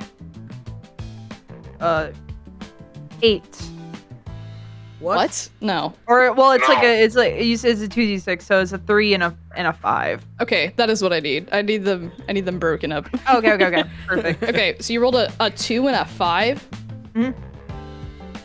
Okay, well, wait, let me I double will check. say. Oh, sorry, Three and a 3 and a 5. 3 and a 5. Okay, so, that is 2 crit fails. What? Yeah, your captain for some reason picked number 2 to be their number. So lasers Miles. is not your captain's strong suit. Captain, think about how it makes you feel. Nope, it's too late. It's Sorry. It's too late. You guys have already, so with that roll, Uh-huh. you guys have like barely settled in when the launch sequence begins. And these soft blue lights flicker along the interior panels, and the low hum of the ship's system rises with a synthetic precision almost. And you hear Boggle come over the intercom and say, Docking clamps disengaged. Launch in T-minus... N. The corridor doors ahead of you begin to open, and just as the lights along the ceiling flicker, and then suddenly stutter, 7, 6... a hard shudder rips through the ship, and everyone feels it like in their teeth or their veneers. A low frequency thunk, like something massive just shifted violently inside the hull. Oh no. And you hear, Warning, engine core misalignment. Recalibrating. the lights snap to red, and a high-pitched alarm begins to whine.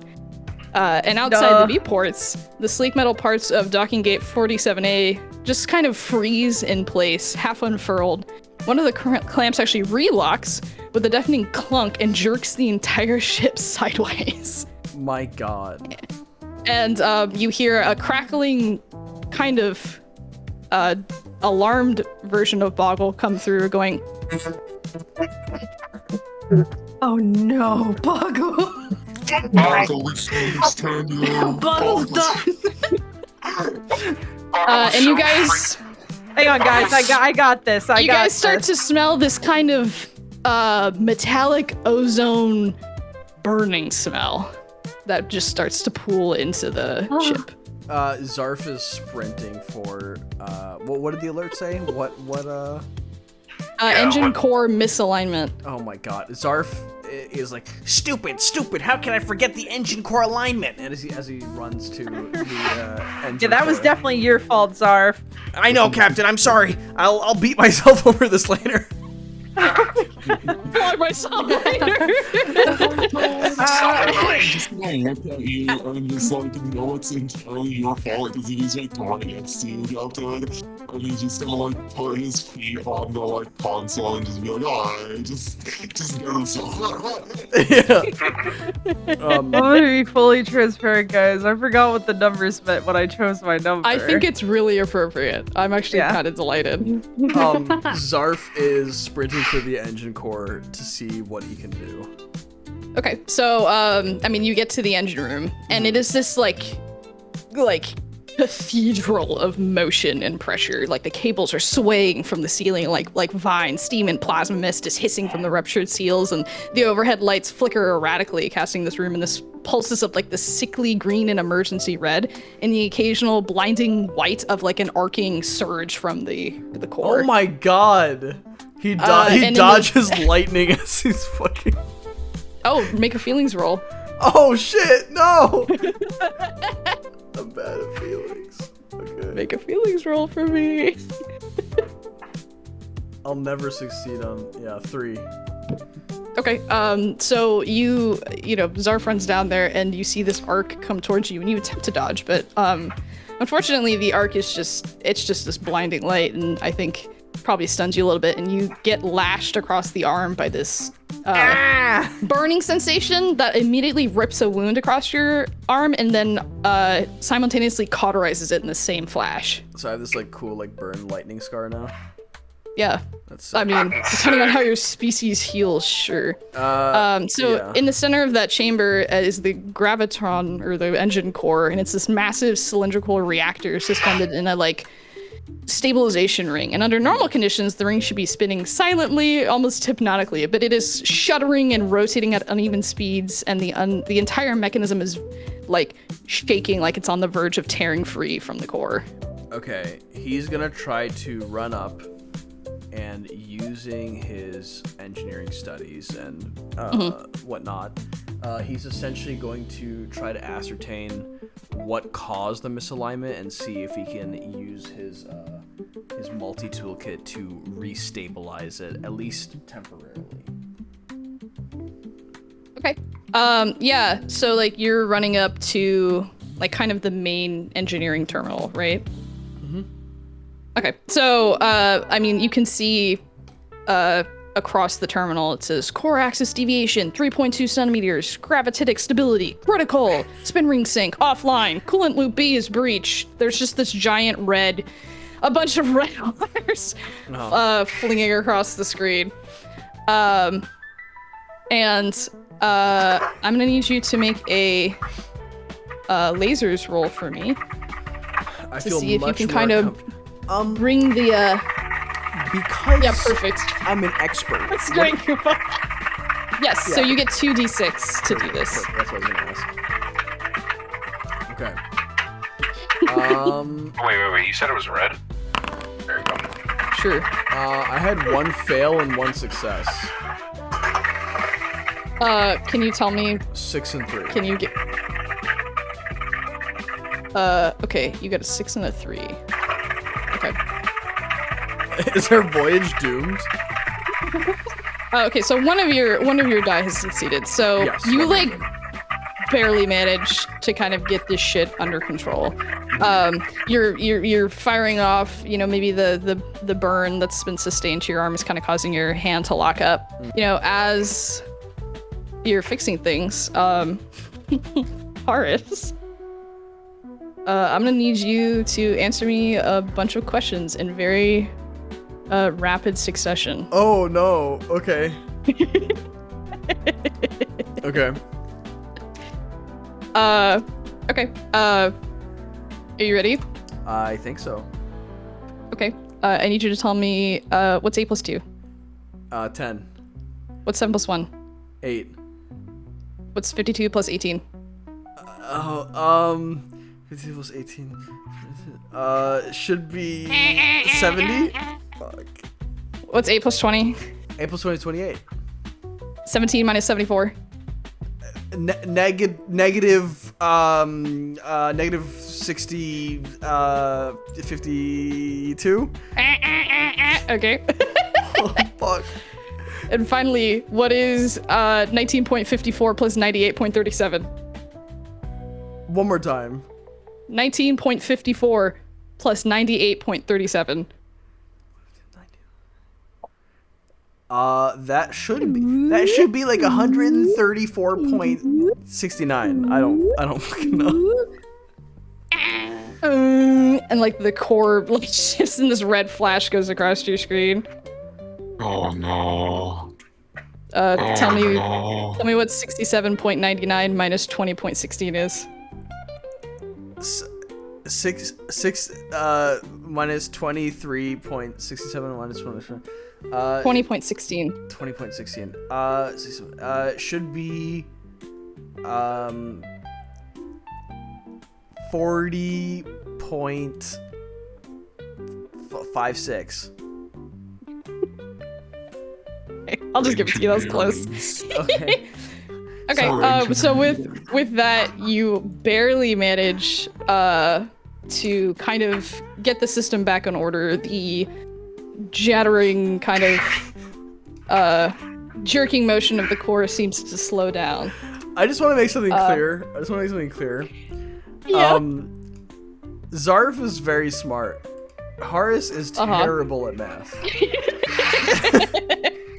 I know, so I thought it'd be fun. Yeah, you fucking asshole. Alright, go on. Okay, so like Like, you actually notice there's like this side panel beneath the core, and there's this exposed tangled mass of like fiber optic cables and magnetic rays. And with no replacement part on hand, you improvise. You dig into your tool pack and pull out your microfuser and craft logic wafer from the auxiliary system and start rerouting auxiliary powder through the stabilizer's emergency bypass circuit. And you're sweating bullets, Zarf. You're wiping your forehead with every single arm you have available, and all of a sudden you hear a override accepted go across the screen. The spin ring kind of jerks and then begins to slow, uneven, clunky, but responding.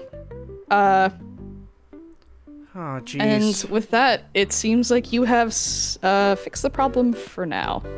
Your all-powerful captain fixed everything all by herself. Zarf walks back into the common area, like covered in Captain Pony, soot. that was There's a impressive. big burn scar on one of his arms. Oh damn. Oh, Zoff. I'll have what And he's having. In a like delayed reaction, almost you hear like, and like a bunch of sprinklers spray you, like fucking drench you in water, all of you. And he's just like,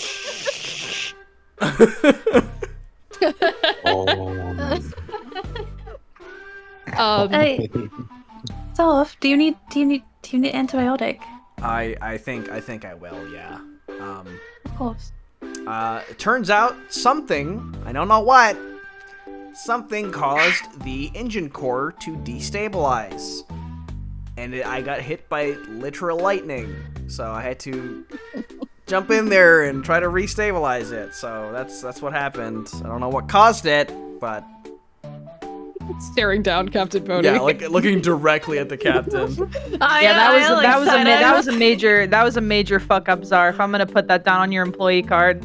Are you no, Captain? This is my Captain. This is my virgin. This is my virgin voyage. You can't put this on my record. The consortium will never hire me again, Captain. Please, Captain. I'm on my. I don't know. What convinced me to give you another chance. Hold on, Zarf. I've got this. It's the ship. Hold on, wait. Off. Como has like another soju bottle. He's good, like handing it to Zarf. Like, give this to the captain. She'll love this. I guess here you go. Ooh, that's goddamn beautiful. Okay, I will accept your peace offering just this once. Okay. You owe me, Blarf. It's Zarf. Yeah, that's what I damn said. He just sits on like whatever like table or seat there is. Just yeah. Okay. Anyways, go on. So while you guys are dealing with this, the launch bay. So remember, you guys have just done this within the consortium's own launch bay. So you are not going to be. This isn't like a whoopsies. You can immediately patch. The launch bay, as you guys look through the like main window of the cockpit, is in chaos. Sirens are wailing and like this cascade of red light casting like these shadows across the loading platform. Docking gate 47A is now like swarmed with consortium personnel, armed and armored, moving in almost mechanical precision. You specifically see actually black armored Star Watch troopers that are flooding the hangar.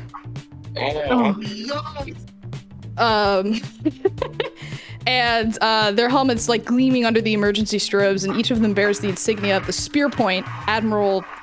The Admiral's Elite Strike Division has just arrived in your guys' loading bay, and you hear over like a very loud speaker, "Ship Equestrian, power down all systems immediately. You are under direct inspection order." Oh my god. Captain. And right when we were getting started on our damn journey. What if we just like fly right now? What if we just like go? I think we may be fired on if we did that. But then what if we did like a really good job? Ah shit, the controls are god, they're stuck. I can't do anything. What do you It's in reverse. No. Put a reverse, Terry. Outside the forward viewpoint, you guys see the launch clamps have slammed back into place and anchored the ship like a giant clawed hand back to its original position. Well, You guys are effectively pinned. The engine's kind of whining uselessly as power is forcibly rerouted into standby. Okay, we're gonna have to talk to them, Captain. That's fine. Yeah. So a heavy transport descends into the bay. This sleek, black, and silent cruiser. Its landing is unnaturally smooth, assisted by grav plates and precision guidance systems far above the standard that you guys have been equipped with. And the boarding ramp lowers with a hydraulic hiss, and there, stepping into the hangar like a blade into a wound, is Admiral Gorvask. His silhouette is unmistakable, towering, broad-shouldered, and dressed in a sleek uniform laced with fiber optic inlays that pulse with commanding authority. A long coat kind of trails behind him, hem-stitched with coated service ribbons and micro-etched kill confirmations. Oh my god. And the troopers in front of you guys part without a word. He doesn't even need to look at them. He walks directly to the base of the Equestrians boarding ramp, and all you hear is, "Open the hatch." And his voice is quiet, but amplified, not by volume, but by sheer authority. Well, sorry guys. I think we we should open up the thing. Open the hatch, Captain. Yeah, just so you know, Zarf is taking full blame for this one. What? Captain! And she, she No. I think we all need to take blame. Captain, So we haven't even it's left fine. yet, Captain. Just open the door, Captain. He's like tearing up a little bit. He's trying not to cry. Yeah, she opens This the is door. his Virgin Voyage. Zarf,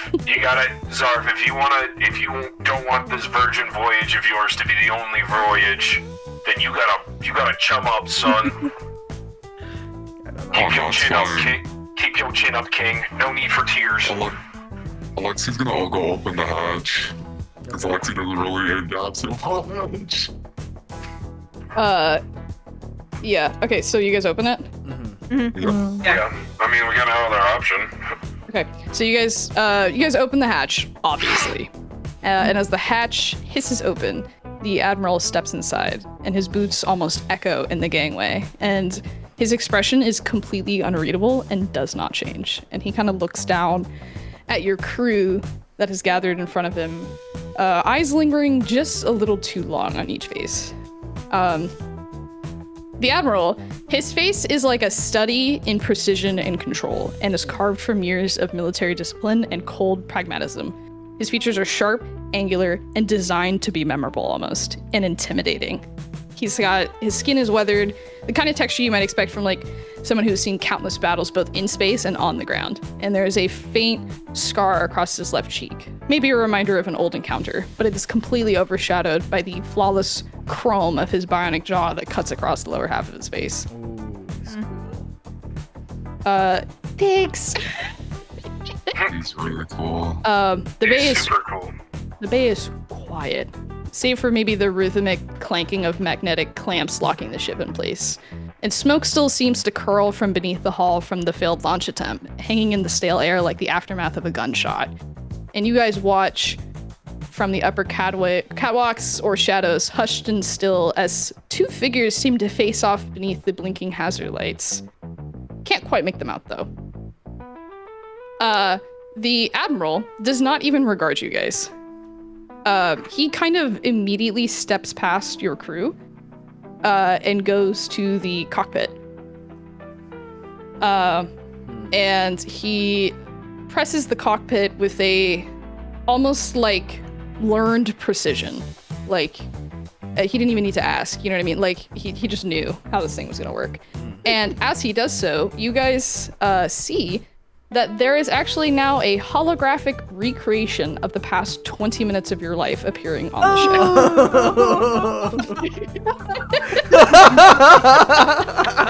Oh, God damn it! So he saw that. Oh my goodness! So he's seeing everything, like the fucking, the sprinkle, like the fucking, like me explaining the fucking. You guys pretty punching please the shit. box, yelling at the box. You guys Me drinking the soju. Yep, you Nice. drinking. The captain seriously fucking up the launch. Ooh. Everything he has just seen. Blaming Zarf. Yeah, I Oh, would imagine everybody Oh, is like it's all silent. Yeah, no, this is awesome. No one says a single Alexis, no thing. one speak up. It's quiet. Zarf is Yeah, just doing Like, Zarf is just doing the double salute, just not even looking. He's just looking down and doing the double salute. Yeah, oh my god. Yeah, Pony's just like, wow, that's crazy. I don't know what it is about these older models, man. Fuck.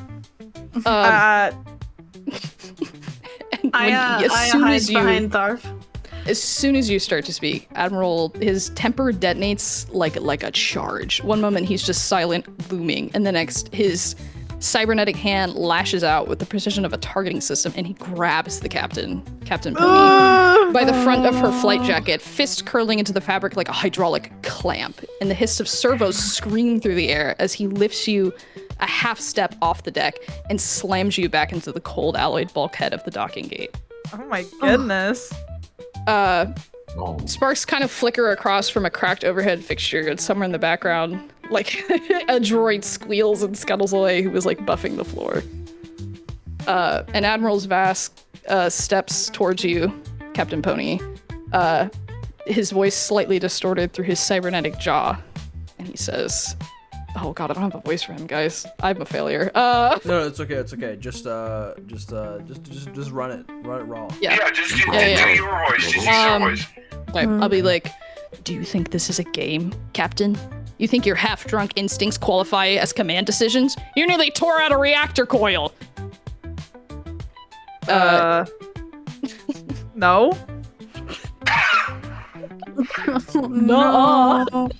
No. Your Honor. Nuh-uh. Oh. She be kind of spitting, though. Como says that. Oh, true. I think just one look back from the side of his eye is enough to shut you the fuck up. Okay, yeah, and then he's just like... Yeah. Who did that? And he says, still to you, Captain Pony, you've already burned through 2 vessels, 7 crew members, and a command reputation so worthless, I can't even buy loyalty in the Rim. I didn't drag myself out of a war zone to get pinned to a sabotage report because some alcoholic idiot thinks gut feeling is a flight protocol. And he's walked up to you at this point, and he sticks the, toe of his boot under your chin, and, presses the side of your cheek into the floor with it. And he says, you screw up this mission, and I won't just scrub your name from Star Watch records. I'll make sure your crew testifies that you cracked, that you never sobered up, that you begged them to turn on each other before the end. And he scuffs the heel of his boot against your jaw, and says, you're on a leash, Captain. Shorter than your attention span. Don't make me pull on it. Bite slip. Oh my god. Yeah, and he turns back towards the rest of your crew, and he yells out, Zarf! Yes. He's doing the salute. Yes, sir. And he kind of takes a moment to look you up and down, and then he goes, good work, and he just leaves with that. Zarf's eyes are gleaming. Yeah, thank you, sir. Yes, thank you. And he's just so ecstatic. Yeah. Oh my god, yeah. And he kind of walks away from the situation. He doesn't even want to fucking hear from you. He walks away from where he has left Captain Pony discarded essentially on the floor. And he stands at the front of his troops. And he kind of yells out a command in a language that you guys don't catch. And the soldiers all kind of click their heels together in this formation in response to him. And you hear over the intercom of the Equestrian, you hear Boggle comes on and says, Autopilot engaged. Please board for transport. Oh my god. Could have done an Captain? autopilot launch. Captain. Captain, are you okay, Captain? Was it just Oh, me, come on, girl. or did anybody else feel a spark between us? Captain, is I was your gonna neck say- fine? I was gonna say, that guy knows how to motivate a captain. Am I right, fellas? Yeah, I mean, if I wasn't motivated before, I surely am now. Oh, I mean, we have an autopilot now. I cannot wait to have a drink with him when we get back. don't worry, we'll tell him all the great shit that we do on this journey. This wonderful, beautiful journey that we're all gonna go on. oh yeah. Okay. Also, so, God damn it, Boggle, don't make me turn you off.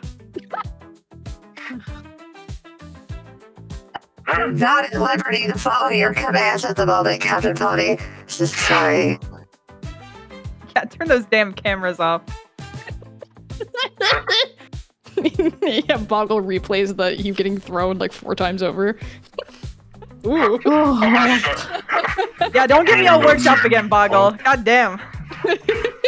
I'm trying to pilot a ship here. Hubbada. I want to take a note of how we did that, the weird hologram shit. That's alright. Yeah, Sure. that's everybody's homework.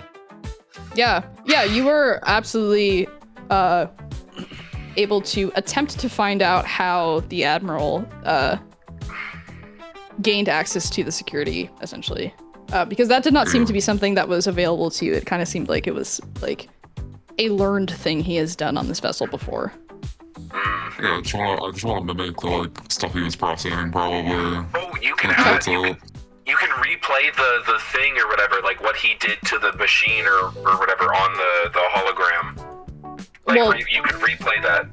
You have to mimic be that. able to do that to get the replay to look at it. Didn't Boggle just replay something? Oh yeah.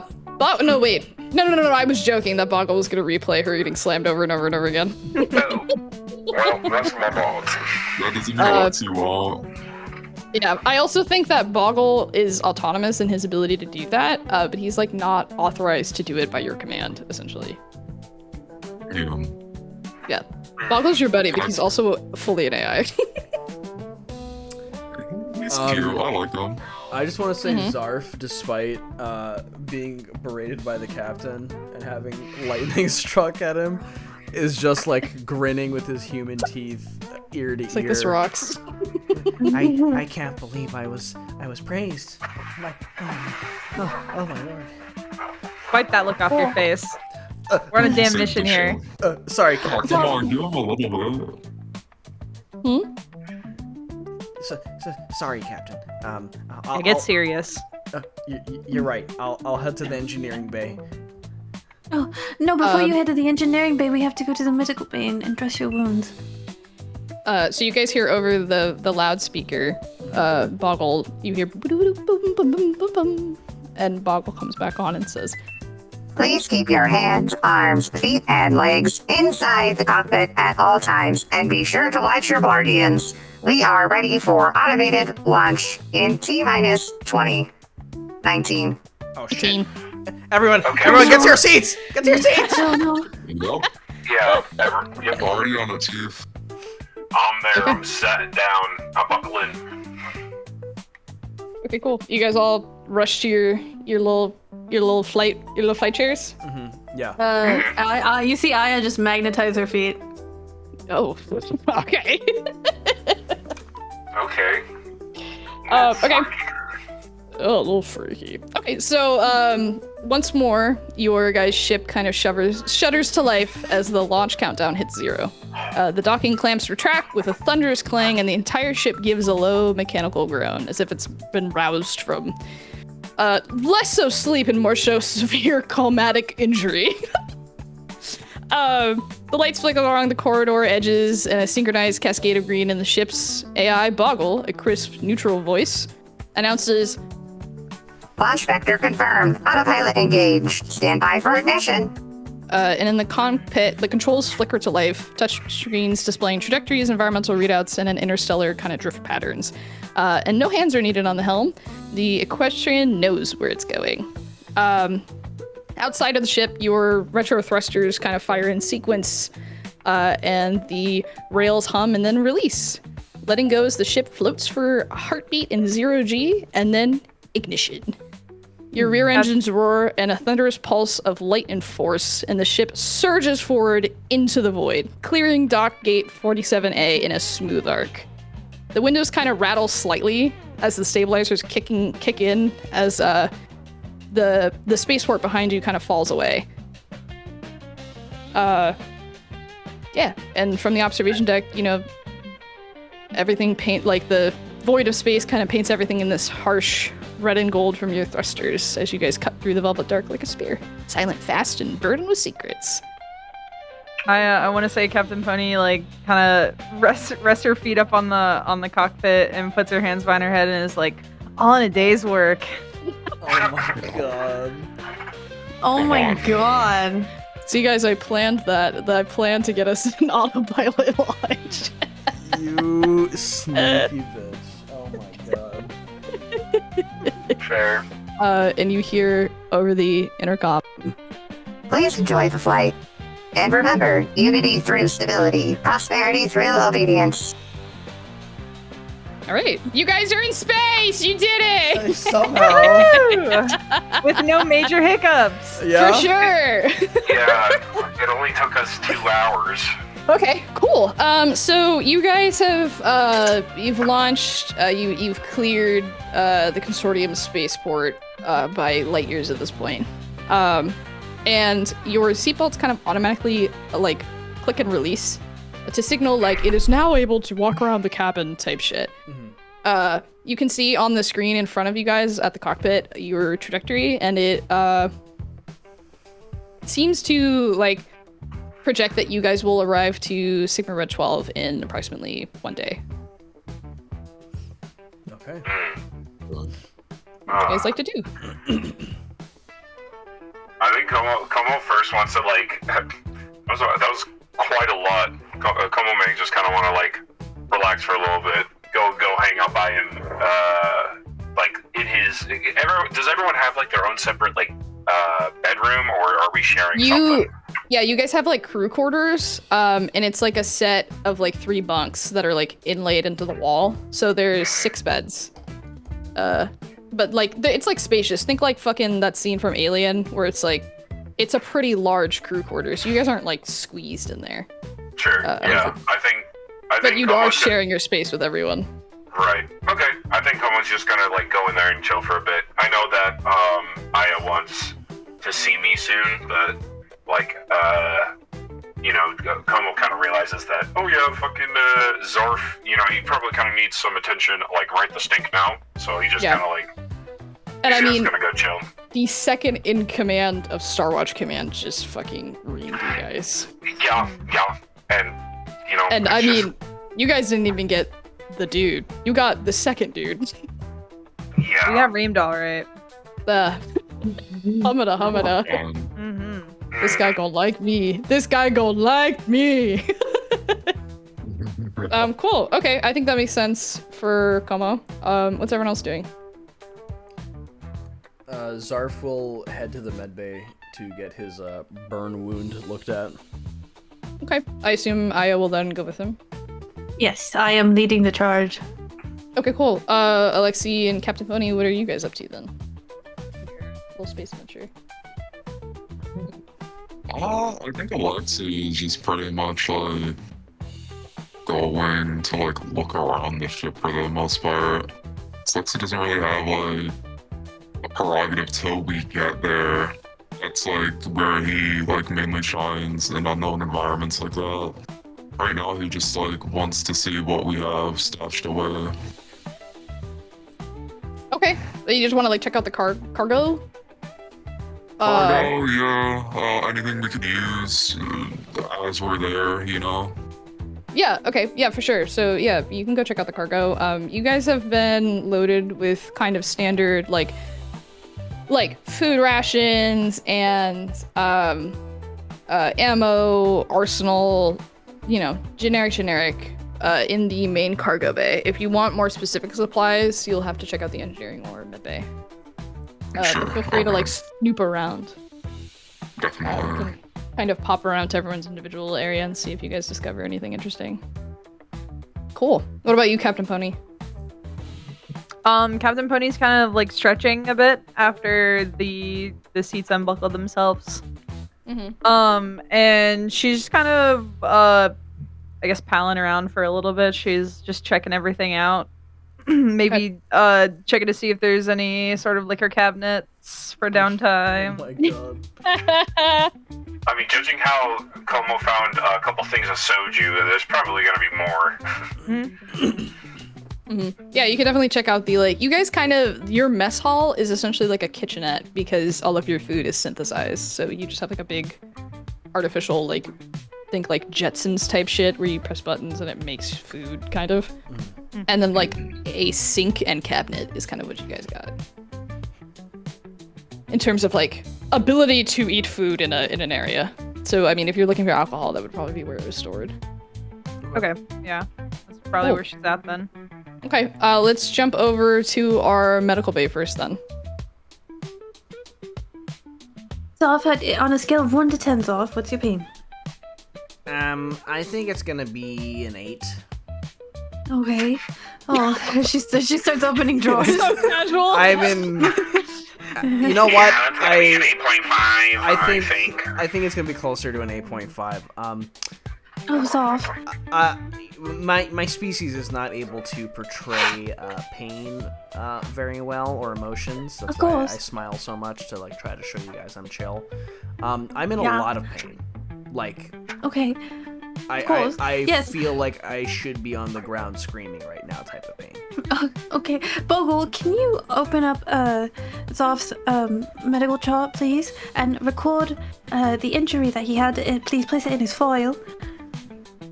Absolutely. Thank you. Can you help me guide his species what the best route for treatment would be? Please confirm the species name. Zov? You don't know. Okay. Lazrar. Searching for Lazar. And like a holographic panel shows up, and a very crude drawing of a naked Lazar shows up That doesn't seem. in like the Da Vinci anatomical Yeah, position it's type like shit. the arms and stuff. Yeah. And there's just like a bunch of information. It's like you've essentially been given an alien anatomical textbook about Zarf species. Oh, that makes me uncomfortable. I apologize, Zolf. I don't mean to make you uncomfortable. Okay, are there any allergies that you have? She's like scrambling through I'm sorry. all the Aya, drawers. Aya, just treat the burn. You don't need to ask me the questions. Just treat the burn, please. I'm in a lot of pain. Of course. She gets morphine and just Oh, puts shit. it in there. Oh fuck! Oh wait. Wait. I think. And you hear Boggle come over and say, Interesting factoids about the Lazar species. They have a very low tolerance for morphine. He's like immediately destroyed. He's like, You ever think about like maybe we're all living inside of a black hole? Oh no, son of a bitch. oh yeah, So like Jesus. like the gif that Maggie just posted. His eyes go completely black. Like his eyes are like completely dilated. So he's just like, She ooh, that's nice. Oh, that's great. She she cleans his wound, washes it, cleans it, wraps it, and then she quickly goes over to her drawer because she knows the solution that like basically like corrects morphine. So she grabs it from the drawer and she remembers how much morphine she put in him and does like a small counter dosage so that he won't be high in case of another engineering emergency, but he'll be satiated from the pain. So she injects him again. okay, roll lasers. You don't know a lot about this species. You are kind of flying by the seat of your pants to reverse this. meanwhile, he's just So like, I've deemed it risky. Yeah, you are an expert, so you roll 2d6. Okay. 2d6. Damn, Dr. Aya, this shit is really good. Cool, yes. Zav, you're doing so great, Zav. Holy shit, shoddy. I rolled a 6 and a 5. Rolled a 6 and a 5. Yes. Okay. That's a double fail. Oh no. he gets even higher. No, I think you over reverse it, and now he's back to being in crippling, stark agony to the point where even your species is starting to express emotion. Ow, ow, ow, ow. Like Something's his eyes not go right. like pinprick, Something's not right. and your arm actually seizes up, and like your arm like on its own flexes up with your like arm, like your fist going into your shoulder, and you like can't move it.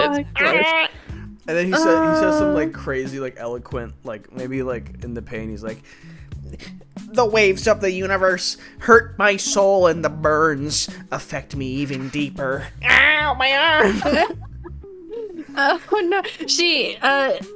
She's not super familiar with his species, but since she's already given him morphine, she thinks about what the next safest thing would be, and she grabs the oxycodone and does not do as Oh much. my god! As a medical professional, I am on the floor. Bro, he's gonna be cooked. This is so funny. Okay, roll me another. Oh god. Are you like attempting to think about what you're doing now? Instead of Yes, just, because like, she's injecting morphine? yes, she's measuring it out because she's now aware that his species is hypersensitive to the medication. She Okay. is very tenderly like grabbing a very small amount. If she needs to give him more, she'll just be mindful this time.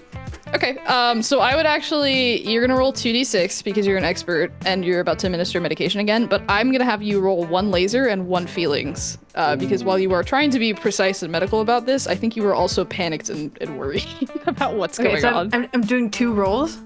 You're gonna do 1d6 for lasers and 1d6 for feelings, and the combined failure/success rate will determine how well this happens. Okay, let me give you lasers first. Mm-hmm. Lasers 4, Nice. Okay. feelings 3. Laser feelings.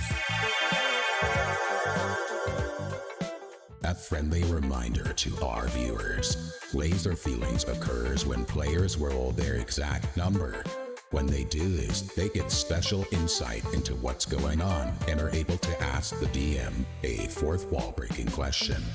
So you were the first one who has rolled laser feelings, which means you have exactly rolled your chosen number. Which means at this time, you get to ask me, the disembodied voice of God, the blue orb, any question you want. All right. When it comes to my crewmates, and she's administering medication or treating them like this again in the future, what should her first? Because with Zarv, she rushed it. What should her first? Is this approach specific be to be treating? successful? Is this specific to like analgesic, like methods where you were trying to keep pain down? Is that what you're asking? Like I can't tell you the first step to treating your crewmates because no. It would be pain. For pain specifically. Yes. Hey, a Tylenol! Nice. Oh my god! Yeah, so in real world, I'm going to roleplay that Boggle has been like, Maybe this will be of assistance. and he flips to a specific page for like analgesics in barf species. Thank you so much, Bogle. All right, and she fucking she Yeah, you does administer it exactly what the page perfectly. said. Yeah. Great. Okay, you have now administered the correct amount of pain medicine to your boy here, There we go. to Zarf here. Zarv, I apologize. I'm so sorry. That's okay. I've never been high before, so that was something. I will be so mindful. I thought I saw God for a moment. Maybe the captain's onto something with the whole drinking thing. You saw like a girl with a mullet and glasses, and I was like, and punched you in the face. What is that? No, witch. Poggle, can we get a prescription going for Zarf so that he can take care of his own wound? Absolutely. Please tell me the prescription number for the medication you wish to administer. She gives Boggle the number. She has like- it memorized in her head. Access granted. Please stand by for dispensal. And there's like a chute. Like part of the cabinet is actually like not a cabinet. It's like a medicine cabinet, but like you actually don't have access to it, so you do have to like work through Boggle. But he dispenses like medication in a little paper cup, and a like receipt almost prints out next to it with instructions on, you know, how to take it and such. Oh, that's Okay. nice. Do you have prescription bottles that are like kind of like lined up? Does she have that? No, it is medication on the Equestrian Command. it is by ask. It is not freely given. Okay. Boggle, how often will he have to come in to restock on his medication? Treatment plan for pain resolving is by need. So essentially, whenever Zarf here feels like he is in pain, he can come here and ask for a pain medication. There is specific medications that your medical officer, Aya, will need to give clearance to, but something like fucking Advil, you will not need that for. I'll tell you what, morphine, for sure. Oh my god, Oxy? Yeah. He grabs the pill bottle and he's like, Thanks, Doc. I need to get back to the bay. I got some work to do. Right, of course, but you should lay down at least for a little bit. Maybe. and he just like walks out with the pill bottle. You're right. I trust you inherently. You have proven yourself worthy. Yeah, he doesn't say that because like Aya's being nice to him, but that's 100% what he's thinking. I mean, she just gave him the best high of his life. Okay, let's bounce back over to Alexi. Where are you at? Where are you exploring in our little cargo bay? He's trying to find the funnest things he can find. He's just opening up the boxes, seeing what's like available. Probably like opening up the cargo, laying everything out to see what we have. Okay. So yeah, I mean, you guys have been well equipped with, like I said, you've got some food rations. There is powdered water. And you guys also have a pretty reasonable arsenal of weapons that the consortium has supplied you guys with.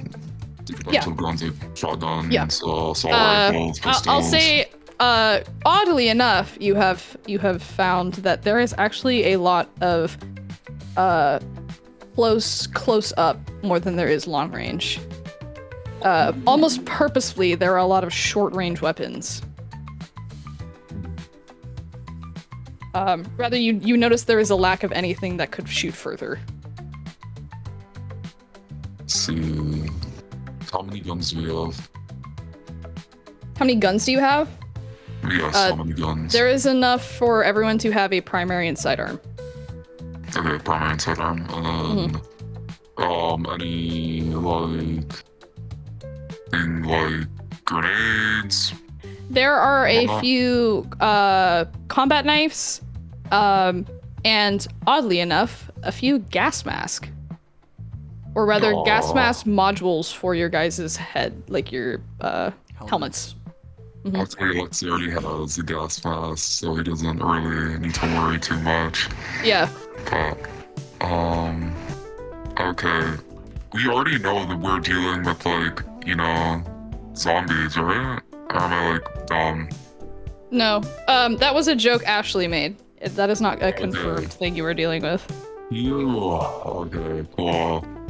Either way, you saying, like, it's always suspicious that we don't have any, like, longer range forms of, like, you know, just, like, melee weapons. He is concerned about that.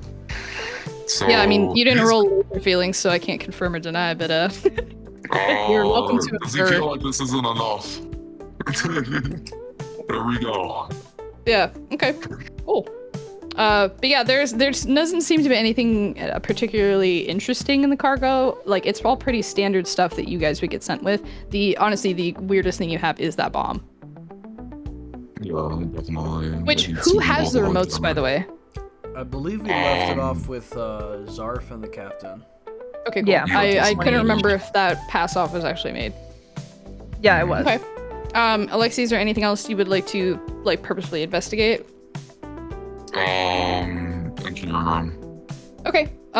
You can go to the engineer room, and we're gonna pop over to both Captain Pony and Como. You guys are both chilling. I'm going to make the executive decision that Captain Pony has perhaps also retired to the quarters to vibe. Maybe you found a little bottle of like a pocket bottle of Jaeger. Yep. So that I can deal with you both at the same time. What are you guys doing within the crew quarters? Well, before Pony showed up, is it okay to say like I got there first? Yes, you did. Okay. So before Pony came in, Como actually takes off, and I'll turn off The voice thing. Actually takes off his little kind of like face shield to just kind of like relax and just kind of like, holy shit, dude, what the fuck is today? And just kind of like, you know, kind of chills on one of the beds and kind of thinks of, you know, what he's doing, why he's here, that sort of thing. Lets his hood down as well, you know, just kind of like chilling. Como didn't sign up for this. This is way more drama than Como was expecting. Yeah. he thought it was going to be just like an easy mission to just like, you know, scale. Was not expecting all this extra bullshit. Yeah, you were just looking for a favor from the consortium. Not all this. For sure. Okay. So he's still chilling, mask off, with, again, you know, weird shadow hair, kind of going all over not all over the place, but just, you know, like flowy there. Leaving flowy. remnants and goo and bad shit everywhere. Being really inconsiderate to the other crewmates. Hey, this is my bed. If I want to goop up my bed, that's my damn right. As a consortium employee, it's my right to goo this man. Yay. Okay, cool. Whoa, we got Bojangles there for like 3 seconds. Okay. Yay. Whoa. Sorry. Whoa. All right, Pony, you walk into the room. Anything in particular? Guys, role play on my TTRPG. Yeah. Oh yeah, sorry. I want to say Pony just kind of like walks in and like kind of zeroes in on her bed and immediately just kind of like collapses on the bed, like holding the bottle close, and like shifts to her side with like her head rests on her hand. I guess kind of notices Como.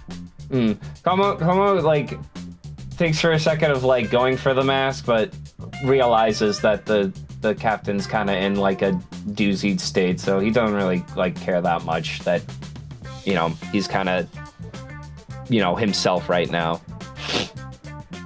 The captain's just kind of like, wow, look at you.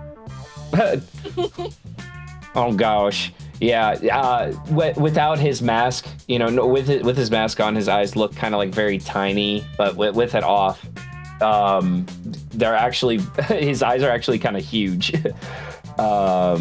And he doesn't have a mouth. He actually, when he talks, it's like an old N64 game where like his head just kind of like jiggles when he talks. He's like, this is me. Hi. She's kind of like circling her finger around the rim of the bottle. Whoa. Did you find more? What did you find? What type of alcohol did you find this time? I believe what I found here is a bottle of Jaeger. Oh shit. Yeah, weren't you talking about Jaeger bombs before? Mm-hmm. Hell yeah. What you got? Green horse. You got green horse in here? We could do some Jaeger bombs. Green horse? Yeah, instead of Red Bull. Nice. Oh yeah. I actually didn't see any of that. I assume if we need energy, they'll probably just give us caffeine pills. Oh yeah, that's a good point. I am really into green horse though. Yeah. Could we will some green horse, Miss DM? I mean, you could definitely try on the synthesizer. Oh, you know what? I'm gonna go try to get. I'm gonna go and try to get some green horse now. Okay. Come along, Pony. We're gonna go on a green horse adventure. Yeah, she sort of like stumbles out of the bed. Oh my god. Okay. You guys arrive in the mess hall, and you were staring at this like floor-to-ceiling metal box that has this like screened interface on the front. And it's like it's got the consortium's logo flashing across it, and when you tap the screen, it like turns on, and you see there is a large menu of things to synthesize. All right. I'm gonna look for some green horse. Hell yeah! Wow. And you totally see there's some green horse in here. Let's go! Whoa, Captain Pony, I think I've found something out about you. You're one for not actually looking through all the options. Well, I mean, No disrespect and all that. No disrespect. She was looking for it under necessities, and they had categorized it as,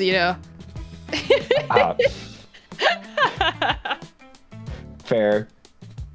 a difference of opinions, perhaps. Yeah, that's. my eyes aren't as keen as they used to be. It's okay. Have you thought about getting glasses? Well, they told me I needed to get checked up every year, but as a pilot and everything. But I have not spoken to the doctor yet, so no. That's kind of flubbed up. That's not very healthy for you.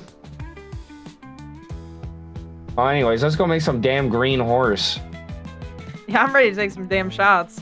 Yeah, same here. Funny little computer screen. Two green horses, please. It does not respond to you. What? Ooh. What the hell? Hey, hang on.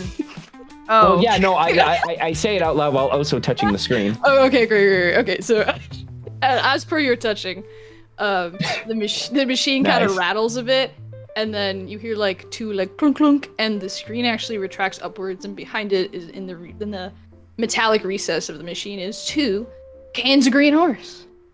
wow. Freaking cheers, dude. Yeah, Pony like reaches up into the cabinets and like pulls out 2 glasses. Oh, dude, hell yeah. And you gotta get 2 shot glasses too, because that's how you do the damn Jaeger bomb. Oh, true. I mean, well, I don't know if they have shot glasses here, and she kind of like rifles through the cabinet. Well, do they? They do not. Oh, damn. Shit. Shit. Well, we're just gonna have to do it the old-fashioned way. Yeah, we'll eyeball. Yep. Okay. She starts pouring these shots maybe a little too heavy-handedly. Holy Okay, shit. please make a feelings roll. Okay. Just one die. Actually, I need you to make a laser roll because you're trying to precisely pour some shots. Oh, Mm. oh God. Okay, so yeah, just one die. Yeah, just one. I wouldn't say you're an expert in. Oh, actually, you know what? I would say you're an expert in drunkenly pouring shots. You can have 2 dice. Nice. Okay, well, Can I assist? Can I like try to like hold like stabilize the bottle so like my hands my are like God. kind of so they get an even You may have 3d6 to roll for pouring shot. oh, Hey, me? you never Okay. know. Oh God. Yeah, Okay, hang on. and you're rolling lasers. I rolled 2 1s and a 2. Laser feelings. Let's go! An expert. So you passed feelings. twice and also rolled laser feelings. Holy shit. So you were allowed to ask me a question. I'll answer you honestly, and it can be about Oh. anything. Oh fuck. Get a special little insight into what's going on, essentially. How big is the admiral? Oh my god. The admiral? Or the what position is he? He was like, what was he Yeah, again? no, he's the admiral. Yeah, the admiral. Yeah. He's like second in command of Star Watch. But I mean, since you guys directly fucked up in the consortium's main ship, it was completely reasonable for him to show up. Anywho, how big is he? Yeah. In what regard? Bro is I don't have huge anything. and like takes up the door. You know what I mean? Yeah, you know what? That works. That works. That's what you use your. That's awesome. Well, there's nothing That's else awesome. there's nothing else that I need to really ask right now. You're so right. It's surreal. No, you're so right. That was worth. That was so That was worth. worth. I know what if I get a laser feeling, I know exactly what I'm gonna ask. Well, what does the captain say about the realization? I think the admiral is a big boy. Big boy. I can just tell. By using my eyes and looking at him. I can just tell. Oh, I know he's big. I have a know special he's big. intuition. Wow, I didn't realize you're an expert in dick sizing.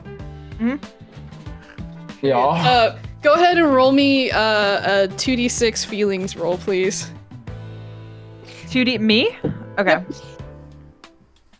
My lord. I rolled a 4 and a 3. All right, the admiral is a healthy 7-incher. Yes. That's just your feeling, though. That's just my vibe. It's just The a way- gut feeling. Yeah, the way that the tightness in his pants. Speaking of guts, perhaps you shall rearrange yours. Oh my god. Humada. That's what they call it. Call me the gut ranger. Okay, cool. I'm gonna quickly swap back to Aya and Zarf, maybe in the engineering bay, where Alexi has joined you guys.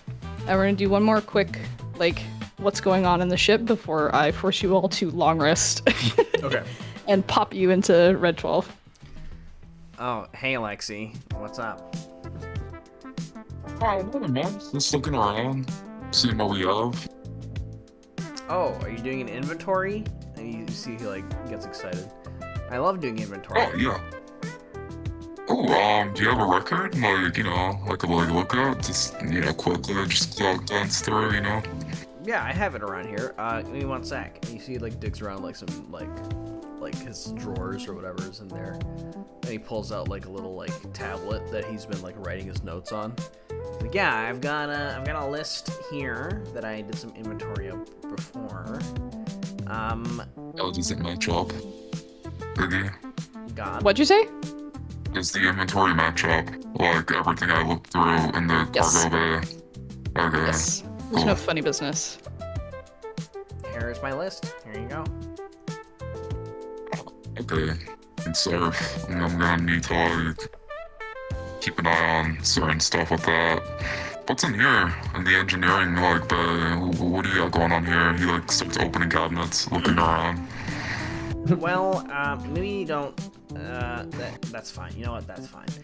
Essentially, the engineering bay is where I have my own little console, where and a workbench where I work on equipment that we need fixed. I can get a general read of what's going on with the ship, and then I, skedoodle my way over and fix what needs to be fixed. Kind of like what happened with the engine earlier.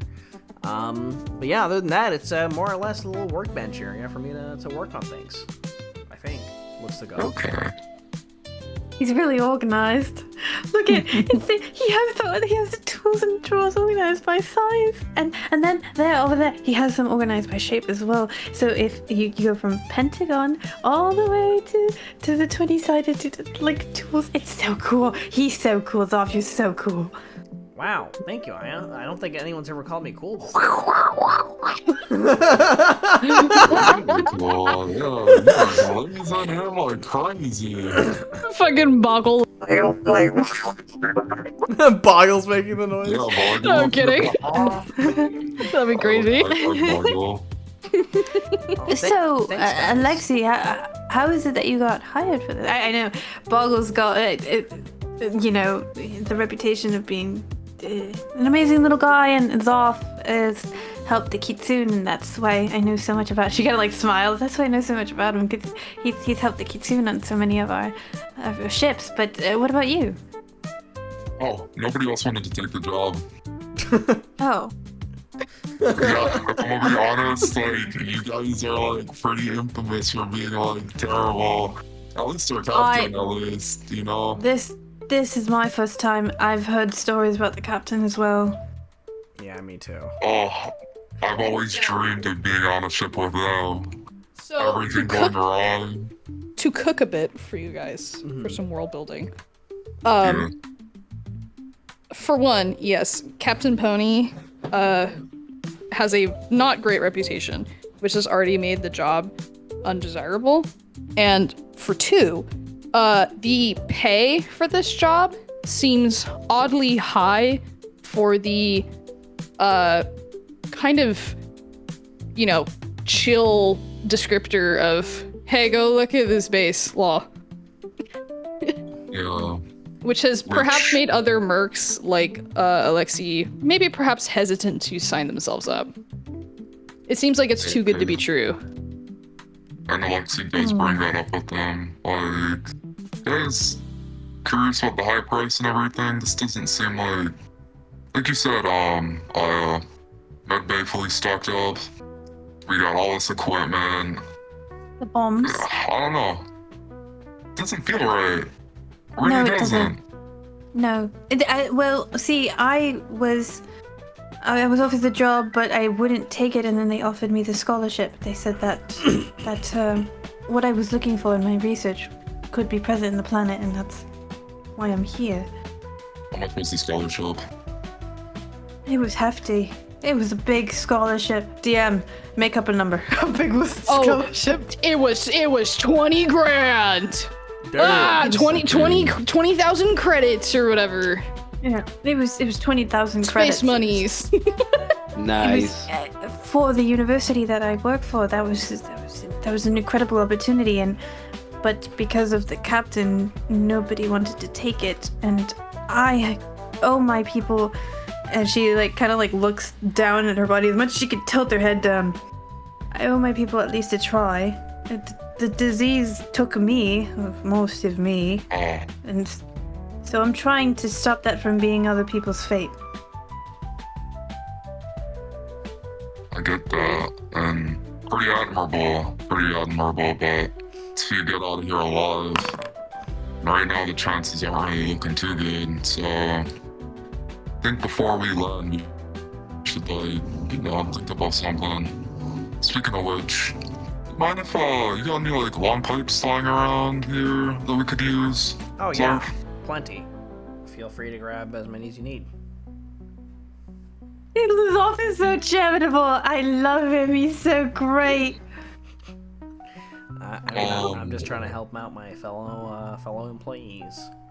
I did mess up earlier. I gave off the worst high of his life. I don't really work often with. I'm always on Kitsune ships, so it was interesting, and I panicked because I wanted to impress him, and I made him high, and then I made him on high. Now hold on. It was, I would say, the only high I've ever had, and the best one. I saw God. I saw this blue orb with glasses appear from a black hole. And I think I support the consortium even more so now. I do apologize. I don't want you to think I trained, and I made sure that I knew the species of the crew, and you're just so amazing, and you've helped the Kitsune so many times, and I admire your work, Zarf, and I'm so sorry. Just to be clear, I've not saved the Kitsune or anything. I really just helped build refineries or factory jobs and construction jobs. I haven't really done anything that crazy. Isn't he incredible? He was pretty incredible, and hey, that admiral said, it worked.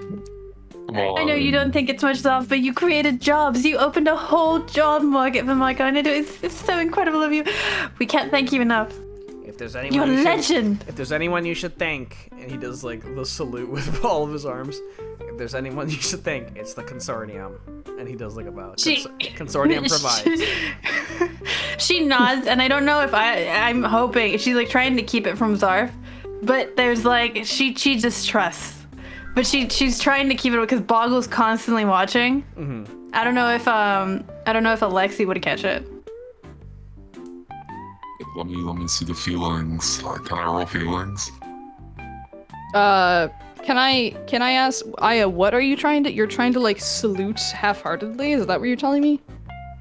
She doesn't quite. She's been fucked over many a time by the consortium, but because she is devoted to her research, she has had to give in and kind of hide that part of herself. That's fine. But she doesn't know how good she is at masking it. However, I don't know if Zarf would be able to pick up on it. She's hoping not. So I actually think Aya should make a feelings roll because this is a risky behavior. Laser feelings. Consortium number one glazer. I rolled a 3. Perfect. Okay, well, you freak. You definitely pass, and no one sees your true dubious intentions. But man, everyone's rolling fucking laser feelings. You've rolled laser feelings. So you may get a special insight of your choosing from the blue orb of God. Does the consortium know exactly what's awaiting us once we arrive? That's your question? Mm-hmm. Yes, absolutely. They to the split hair, to the minute detail, they know exactly what you're walking into. Oh, word. A worm. Okay. Worm. All right, goodbye. All right. I reascend into the sky. Goodbye. Goodbye. She smiles at Zarf, not quite understanding why he so blindly follows the consortium. She looks at Zarf and says, of course, consortium. Of course. You guys, I think I need to go to sleep. I'm gonna take a nap. Yeah, so you guys kind of wrap up. You pill around the ship, get your stuff in order. You all fight over who gets top bunk. Naturally. And yeah, absolutely. And you guys kind of hunker down for the night. You guys wake up in the morning, inject your caffeine, snort your green horse, whatever.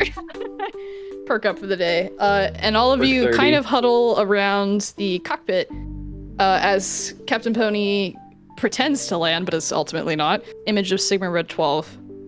This is like an asteroid that orbits like a dim, dying star. The asteroid itself is kind of this jagged chunk of rock, kind of the size of a small moon, and pockmarked with craters and deep fissures.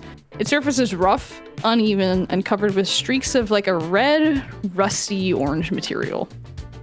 And you guys see that the industrial sprawl of Sigma is kind of battered and hollowed out to accommodate massive mining equipment and research stations. It's seemingly scattered with large metal structures, docking ports, and industrial platforms. Oddly enough, though, the docking ports seem either empty or even damaged. And for the truly perceptive, or for the truly feeling, for the individuals you guys spot on the surface, a chill crawls up your spine, and hair at the back of your neck stands on end as you notice that everyone currently standing on the surface of Sigma Red 12 is standing, watching, locked onto your ship as it descends onto its surface.